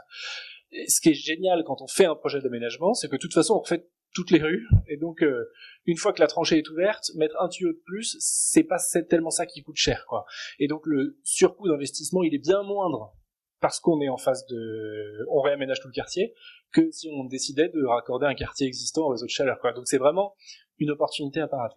Et une fois que vous avez mis en œuvre tous ces investissements, comment vous assurez-vous, aménageurs, que les promoteurs qui vont acquérir les futures parcelles jouent le jeu et vont bien investir dans la sous-station qui permettra de raccorder l'immeuble et vont pas faire du tout électrique et reporter les coûts sur leurs futurs acquéreurs? Parce qu'on est idéaliste, on mise sur leurs bons sentiments, et parce qu'on est réaliste, on mise aussi sur leur portefeuille, puisqu'on séquestre au moment de la vente des terrains une somme sur un compte bloqué, une somme importante, puisque c'est 4% du produit de la vente qui est bloqué devant notaire, et c'est ce qu'on appelle techniquement une garantie à première demande, c'est-à-dire que il suffit qu'on demande au notaire de nous verser la somme, il nous la verse, et donc cette somme elle est restituée au promoteur à la fin de l'opération, mais si et seulement si il a respecté un certain nombre d'engagements qui sont écrits dans l'acte de vente. C'est ce qu'on appelle le séquestre environnemental.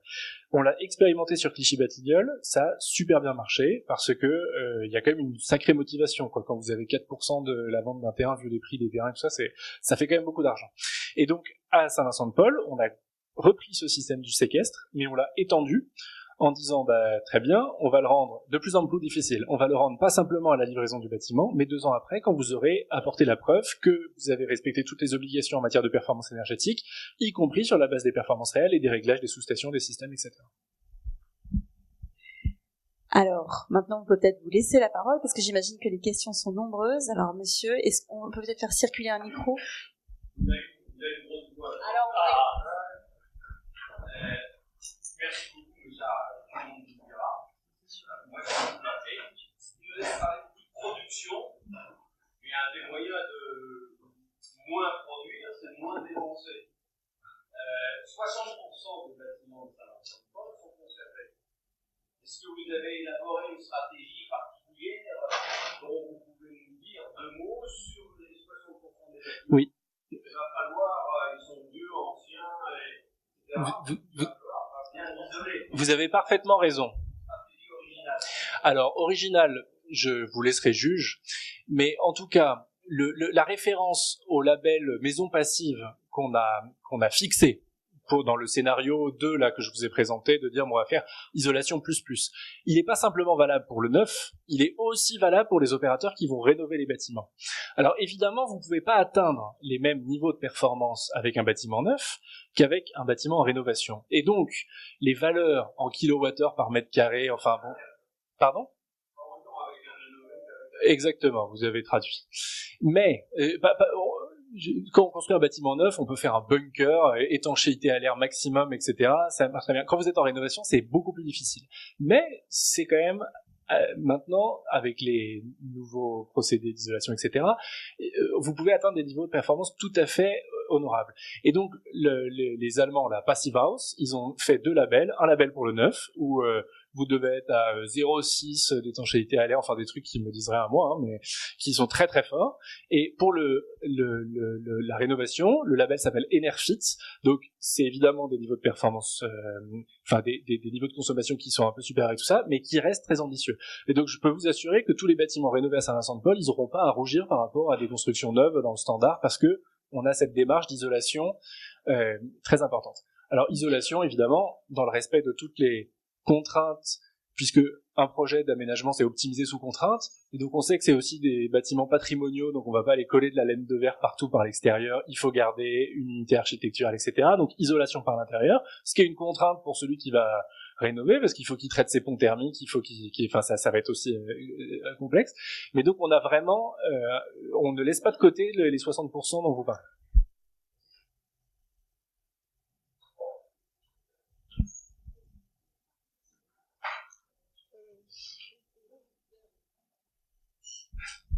Merci beaucoup. Vous avez beaucoup parlé de chaleur, et est-ce que vous pourriez parler un peu de fraîcheur? Le froid, oui, parce qu'en fait, c'est le rafraîchissement actif. C'est-à-dire qu'on dit, le travail sur la performance énergétique, ça doit aussi avoir pour conséquence de réfléchir aux besoins de climatisation. Et climatiser, ça consomme beaucoup d'électricité, hein, et donc et ça fait vraiment partie de la batterie des exigences liées à ce qu'on appelle la maison passive, c'est pas simplement avoir chaud en hiver, mais c'est aussi avoir froid en été, enfin frais en été. Et donc avoir des bâtiments qui ont une forte inertie et donc qui sont capables de résister longtemps à conserver la fraîcheur pendant les vagues de chaleur et tout ça. Et puis aussi d'avoir des systèmes de rafraîchissement qui soient pas de climatisation, mais qui soient par de la ventilation naturelle, des rafraîchissements actifs. Ça, je peux vous en parler juste par l'exemple de Saint-Vincent, de Clichy-Batignolles, parce qu'on avait interdit la climatisation dans les bâtiments de Clichy-Batignolles, y compris sur les immeubles de bureaux. Alors que normalement, un bureau, c'est la clim à fond, on a toujours 12 degrés en été, etc. Et ben, on était évidemment un tantinet soucieux de voir les deux étés un peu caniculaires là qu'on vient de passer et de savoir comment s'étaient comportés ces bâtiments à Clichy-Batignolles. Et ben, les retours des utilisateurs sont très bons. De nous dire c'est étonnant comme on a pu avoir de la fraîcheur sans clim avec des systèmes un peu rustiques quoi aussi des bâtiments qui sont conçus pour être traversants, des courants d'air, d'utiliser aussi le géocooling, le rafraîchissement par les caves quoi, enfin par le sol etc. Donc oui. Et vraiment message, le label maison passive c'est pas simplement pour le confort d'hiver, c'est aussi pour le confort d'été. Alors si, et ça, j'allais dire, il y a le niveau de réponse bâtiment, qui est celui que j'ai donné, et puis il y a le niveau de réponse quartier, qui est que un logement où on a trop chaud, c'est aussi qu'on est dans un quartier qui surchauffe, et donc pour abaisser la température, on a inventé une machine technique très performante qui s'appelle l'arbre, qui permet de climatiser naturellement des espaces, et donc c'est pour ça que le projet d'aménagement de Saint-Paul, il laisse une part si grande au végétal, c'est pas juste par goût de la couleur verte, mais c'est aussi pour lutter contre l'îlot de chaleur urbain. Et puis, on l'a vu, hein, il y a des expérimentations à Paris de faire couler de l'eau dans les caniveaux pour rafraîchir aussi les choses. Le réseau d'eau non potable dont on va récupérer les calories pour faire de la chaleur, il servira aussi à l'arrosage des espaces verts, et donc on peut très bien, enfin il y aura une présence de l'eau dans le quartier, en plus de la présence du végétal pour lutter contre ces chaleurs. Il semblait qu'à partir d'une certaine température assez élevée, il faisait chaud aussi dans la verdure, dans le végétal. Et j'avais l'impression que l'eau, comme les fontaines, rafraîchissait alors, prenait le relais. Oui. Et comment on peut justement en tout cas, place de l'eau et place du végétal dans le nouveau quartier, ça paraît une évidence, en particulier pour les raisons que vous dites, et les deux à la fois. Après, on va essayer de le mesurer, ça, on n'est pas encore très au clair là-dessus. Enfin, je veux dire, on est en train de bâtir la stratégie, de dire comment est-ce qu'on pourra essayer d'objectiver ce que vous avez tout à fait ressenti, de dire quelle est la contribution des aménagements extérieurs de Saint-Vincent-de-Paul à la lutte contre l'effet de chauffage. Et c'est là où les approches aussi de modélisation sont importantes, parce que vous dire, bah oui, on peut mettre des thermomètres et savoir combien il fait à Saint-Vincent-de-Paul, mais aussi il faut le comparer à un état de référence et donc voir dans un quartier minéral qu'est-ce qu'aurait été la température ressentie, etc.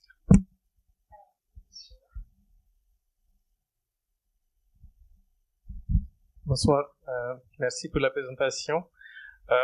En ce moment, au niveau européen, mais aussi dans le monde de recherche, une préoccupation, c'est qu'on atteint les limites par l'efficacité énergétique. Donc, c'est plus sur la sobriété énergétique. Et un indicateur qui est maintenant souvent utilisé à la fois dans les scénarios et dans les modèles, c'est la consommation par habitant, et pas seulement mètre carré ou par logement. Et ça explique aussi les écarts que vous trouvez dans les consommations réelles et les consommations modélisées ou dans les scénarios.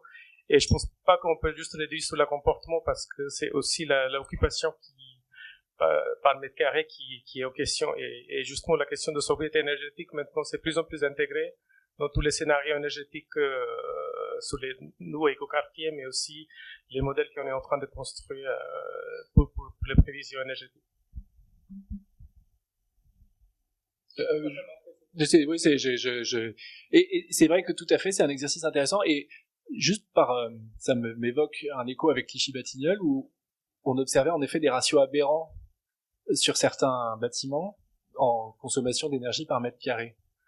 Mais c'est quand même pas possible là. Et en fait, on s'est aperçu que les taux d'occupation des logements étaient pas du tout ceux qu'on imaginait, qu'il y avait beaucoup plus de monde dans ces logements-là que ce qu'on imaginait, qu'il y avait aussi des gens qui, avec le développement du télétravail, enfin, qu'il y avait plus de gens qui restaient dans le logement, et donc évidemment, la consommation énergétique est différente. Il va modéliser ça.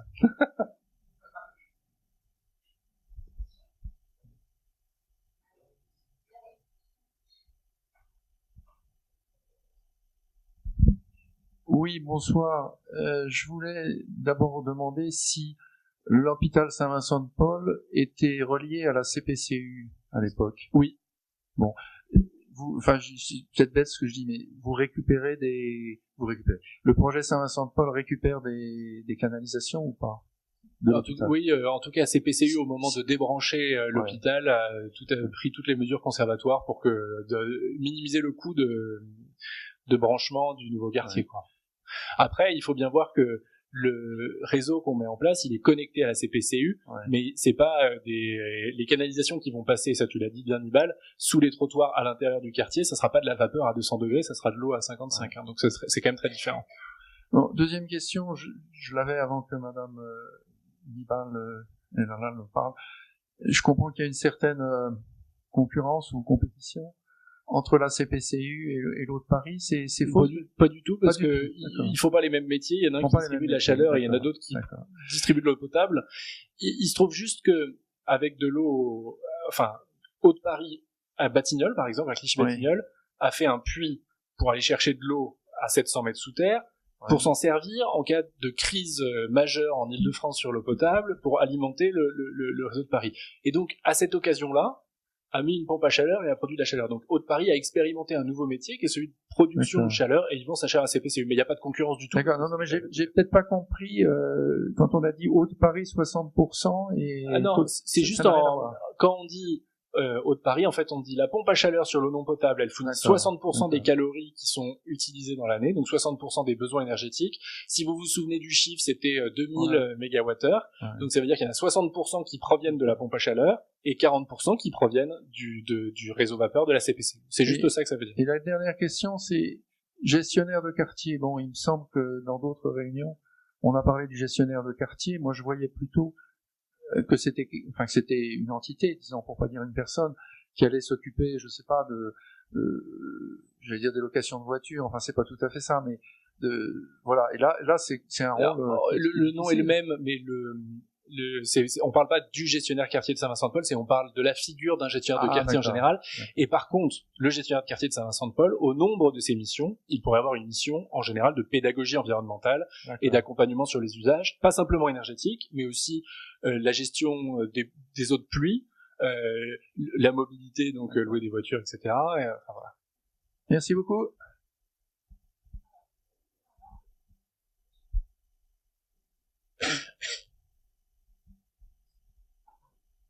Alors, merci tout d'abord. Moi, j'avais juste une petite question par rapport au modèle qui visait en dehors de prévoir des consommations énergétiques aussi à évaluer des consommations énergétiques réelles, etc. La question, c'est un peu qui est-ce qu'à volonté finalement à observer ces consommations énergétiques sur le long terme. L'aménageur, a priori, il va partir à un certain moment. Alors j'ai cru comprendre que vous avez géré un peu ce problème-là des consommations réelles avec la séquestration environnementale. Avec la séquestration environnementale, non? Oui, alors c'est ça. Du coup, qui utilise le modèle, quoi? Qui a vocation finalement à utiliser le modèle sur le long terme et à dire bon bah voilà, là il y a trop, là il y a pas assez, là il y a. C'est là où je pense que tout à l'heure quelqu'un a employé l'expression, c'est toi Laurence, on invente un nouveau métier. Je pense qu'à l'échelle d'une grande ville comme Paris, là, ce métier de facilitation, nous on l'a appelé comme ça sur Clichy-Batignolles, énergétique, c'est-à-dire d'être capable de faire le lien entre des phénomènes liés à l'énergie que sont la production de chaleur par un réseau de chaleur qui dysfonctionne quand l'eau est trop chaude, des réglages de bâtiments, des baisses de charges pour les locataires et tout ça. Il y a de la place pour une sorte de politique publique d'accompagnement à la maîtrise de la demande en énergie qui soit pas d'un côté les opérateurs énergétiques qui produisent et puis de l'autre les consommateurs qui consomment, quoi. Et donc nous, on a sur Clichy-Batignolles expérimenté cette figure du facilitateur dans le cadre d'un projet européen donc expérimental. On était financé pendant 3 ans pour tester ça. Là, sur Clichy-Batignolles, on crée une association entre la ville et puis le consortium ouverte aussi à des opérateurs énergétiques et peut-être aux bailleurs sociaux, etc., pour continuer à travailler dans l'exploitation des données et tout ça. Et on va voir si on y aboutit parce qu'en fait, la question, c'est celle aussi du modèle économique de cette activité, quoi. comment est-ce qu'on paye le temps que passe le facilitateur, comment il se rémunère, pas uniquement par de la subvention publique, mais aussi par une activité propre, etc. Mais c'est bien cette question-là de dire il y a un tiers, quelque part, de confiance qui devrait, dans les grandes métropoles, avoir pour fonction de faire le lien, d'aller aiguillonner là où on peut améliorer la performance énergétique et d'être un peu le garant sur long terme. C'est peut-être l'opérateur énergétique, c'est peut-être le concessionnaire du chauffage urbain qui, en fait, aura ça demain dans ses missions. Mais aujourd'hui, personne ne le sait. Donc les gens expérimentent. Et vous verrez sur tous les grands projets urbains, je sais pas, à Marseille, à Lyon et tout ça, tout le monde tourne autour de la même question. De comment est-ce qu'on passe de juste la dichotomie j'aménage, je livre et puis sa vie, à j'aménage, je suis comment sa vie et puis je m'adapte, quoi. Et juste la deuxième question, c'est est-ce que c'est reproductible vraiment, parce que il y a une question du coût, bien sûr, de se tirer confiance. Est-ce que c'est reproductible dans des villes où il y a peut-être moins de pression foncière, où les promoteurs sont peut-être moins alors, qu'est-ce qui est reproductible? Le réseau de chaleur? Non, bien sûr le réseau de chaleur, mais non, plutôt le côté tiers de confiance et comment dire, une espèce de chantage via la séquestration environnementale là. Alors moi je distinguerais le chantage à la séquestration environnementale qui est pour moi de l'ordre juste du prolongement du métier d'aménageur, qui est de dire comment on se donne des outils pour que les choses se passent bien au départ, à celui du facilitateur en marche courante d'un quartier, de dire dans un quartier les performances énergétiques, elles se construisent tous les jours, quoi. Et donc comment on pourrait faire, je sais pas, un diagnostic sur un quartier particulier qui est dans l'ancien, etc. Et c'est là où je pense qu'il peut y avoir des choses reproductibles maintenant qu'on les a amorcées avec de l'argent européen, et puis à l'occasion de projets d'aménagement comme ça dans des villes un peu riches comme Paris, on teste des choses avec beaucoup de données, des capteurs, des trucs qu'on a payés spécialement et tout ça. Mais après, et Victor l'a parfaitement montré, l'objectif c'est que ça fonctionne avec très peu de données et de manière low cost, avec 150 balles pour acheter une base de données de l'INSEE et puis les données d'occupation du sol. Enfin bon, tu vois, même c'est gratuit, c'est en open data. Et de dire avec très peu de données, on peut arriver à avoir un diagnostic énergétique du quartier et à pouvoir cibler là où les actions seront les plus efficaces. Et donc là, pour le coup, à mon avis, c'est reproductible même dans une ville pas riche.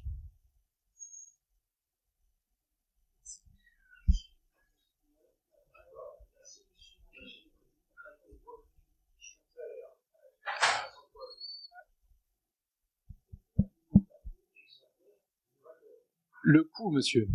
Parce qu'en fait, Clichy-Batignolles, ça a été possible de creuser à 700 mètres parce qu'il y avait 500 000 mètres carrés de construction, 54 hectares, et donc une masse critique qui permet d'aller forer.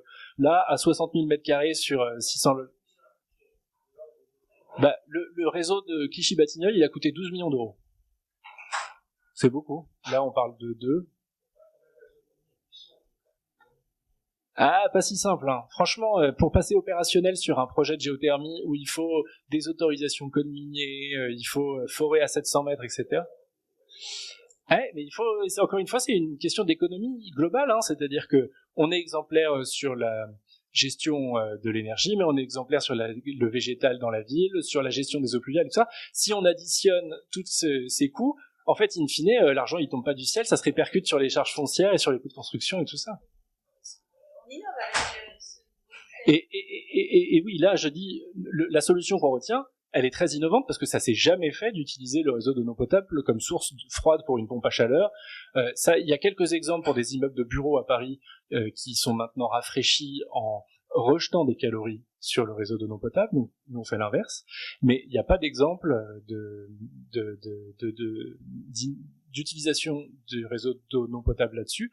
Et je peux peut-être dire 2 mots d'où ça vient, cette eau potable, parce qu'en fait, on l'a pas dit, je crois, mais à un moment dans le projet, en 2017, on a fait un appel à contribution innovante sur les questions d'énergie, où on a sollicité une sorte d'appel à idées, où on sollicitait les projets des opérateurs et tout, et ça fait partie d'une des réponses qu'on a eues, et de celle d'eau de Paris, de dire, moi j'aimerais expérimenter, puisque à Paris, on a la chance d'avoir ce réseau d'eau potable et tout ça, les usages de l'eau non potable comme fluide caloporteur, juste de l'eau qui peut transporter de la chaleur, soit pour rafraîchir, soit pour chauffer.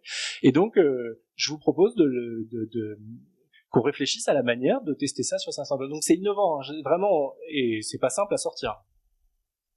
Oui, merci pour la présentation. J'ai une petite question à cheval entre la modélisation et les usages, puisque quand vous avez présenté les graphiques du début, on voit pas apparaître par exemple les besoins de cuisson. Donc je prends l'exemple par exemple sur le schéma directeur énergie de la métropole de Lyon, donc on n'est quand même pas à la même échelle. Ils ont modélisé la cuisson qui n'était pas un poste si négligeable que ça. Ouais. Et est-ce que c'est quelque chose qui a été pensé ou qui a été négligé justement? Alors c'est dans l'électricité spécifique. Parce que ça peut être au gaz par exemple. Mais il n'y a pas de gaz sur le CC. D'accord. Voilà. Donc du coup, c'est fondu dans l'électricité spécifique, parce que ce qu'on appelle l'électricité spécifique, ça veut dire l'électricité qui est pas utilisée pour le chauffage ou pour l'eau chaude sanitaire, parce que ça pourrait être le cas dans des logements où on a un ballon d'eau chaude et tout ça. Et c'est l'électricité de tous les usages, donc éclairage, ventilation, tout ce qu'on veut, et puis brancher son smartphone, ses équipements électroménagers, la cuisson, etc. Il y a une dernière question, et puis je pense qu'on s'arrêtera là, parce qu'il est déjà 9 heures. Oui, bonjour. Je voulais savoir ce que vous aviez prévu en matière de recharge possible en électricité, soit pour des véhicules électriques, soit pour des scooters électriques ou des utilitaires électriques. Alors, on a anticipé le sujet, mais comme sur Saint-Vincent-de-Paul, on construit pas de places de parking sous les bâtiments puisqu'ils sont déjà là, enfin on va pas creuser des parkings sous les bâtiments réhabilités, et donc les places de parking elles sont concentrées dans une centrale de mobilité qui est dans l'un des bâtiments, qui est le bâtiment d'Enfer, qui fait l'objet d'un appel à projet, enfin d'une consultation qui est en cours actuellement.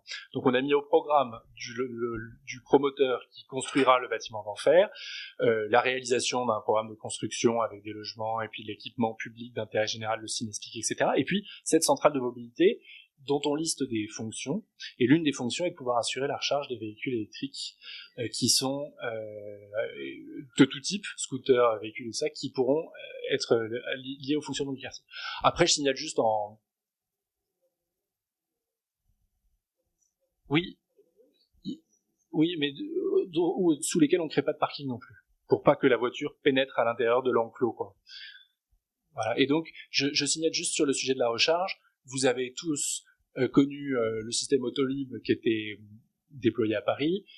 Depuis la fin d'Autolib, les bornes elles étaient éteintes et plus utilisées. Il y a eu deux appels à projets, enfin deux démarches successives de la ville. La première pour pouvoir rouvrir un certain nombre de stations Autolib pour la recharge de véhicules électriques simples, et puis la deuxième pour pouvoir déployer de nouveaux systèmes de véhicules partagés en partie électriques sur les autres stations. Et vous les avez peut-être vus là depuis quelques semaines. Il y a maintenant à nouveau des voitures, donc on peut à la fois faire de la recharge et puis louer une voiture en autopartage grâce aux anciennes stations Autolib qui s'appellent Mobilib maintenant. Merci. Bien, je vous propose qu'on s'arrête là puisque nous avons déjà dépassé le temps qui nous était imparti. Un grand merci à nos trois intervenants de ce soir. Bravo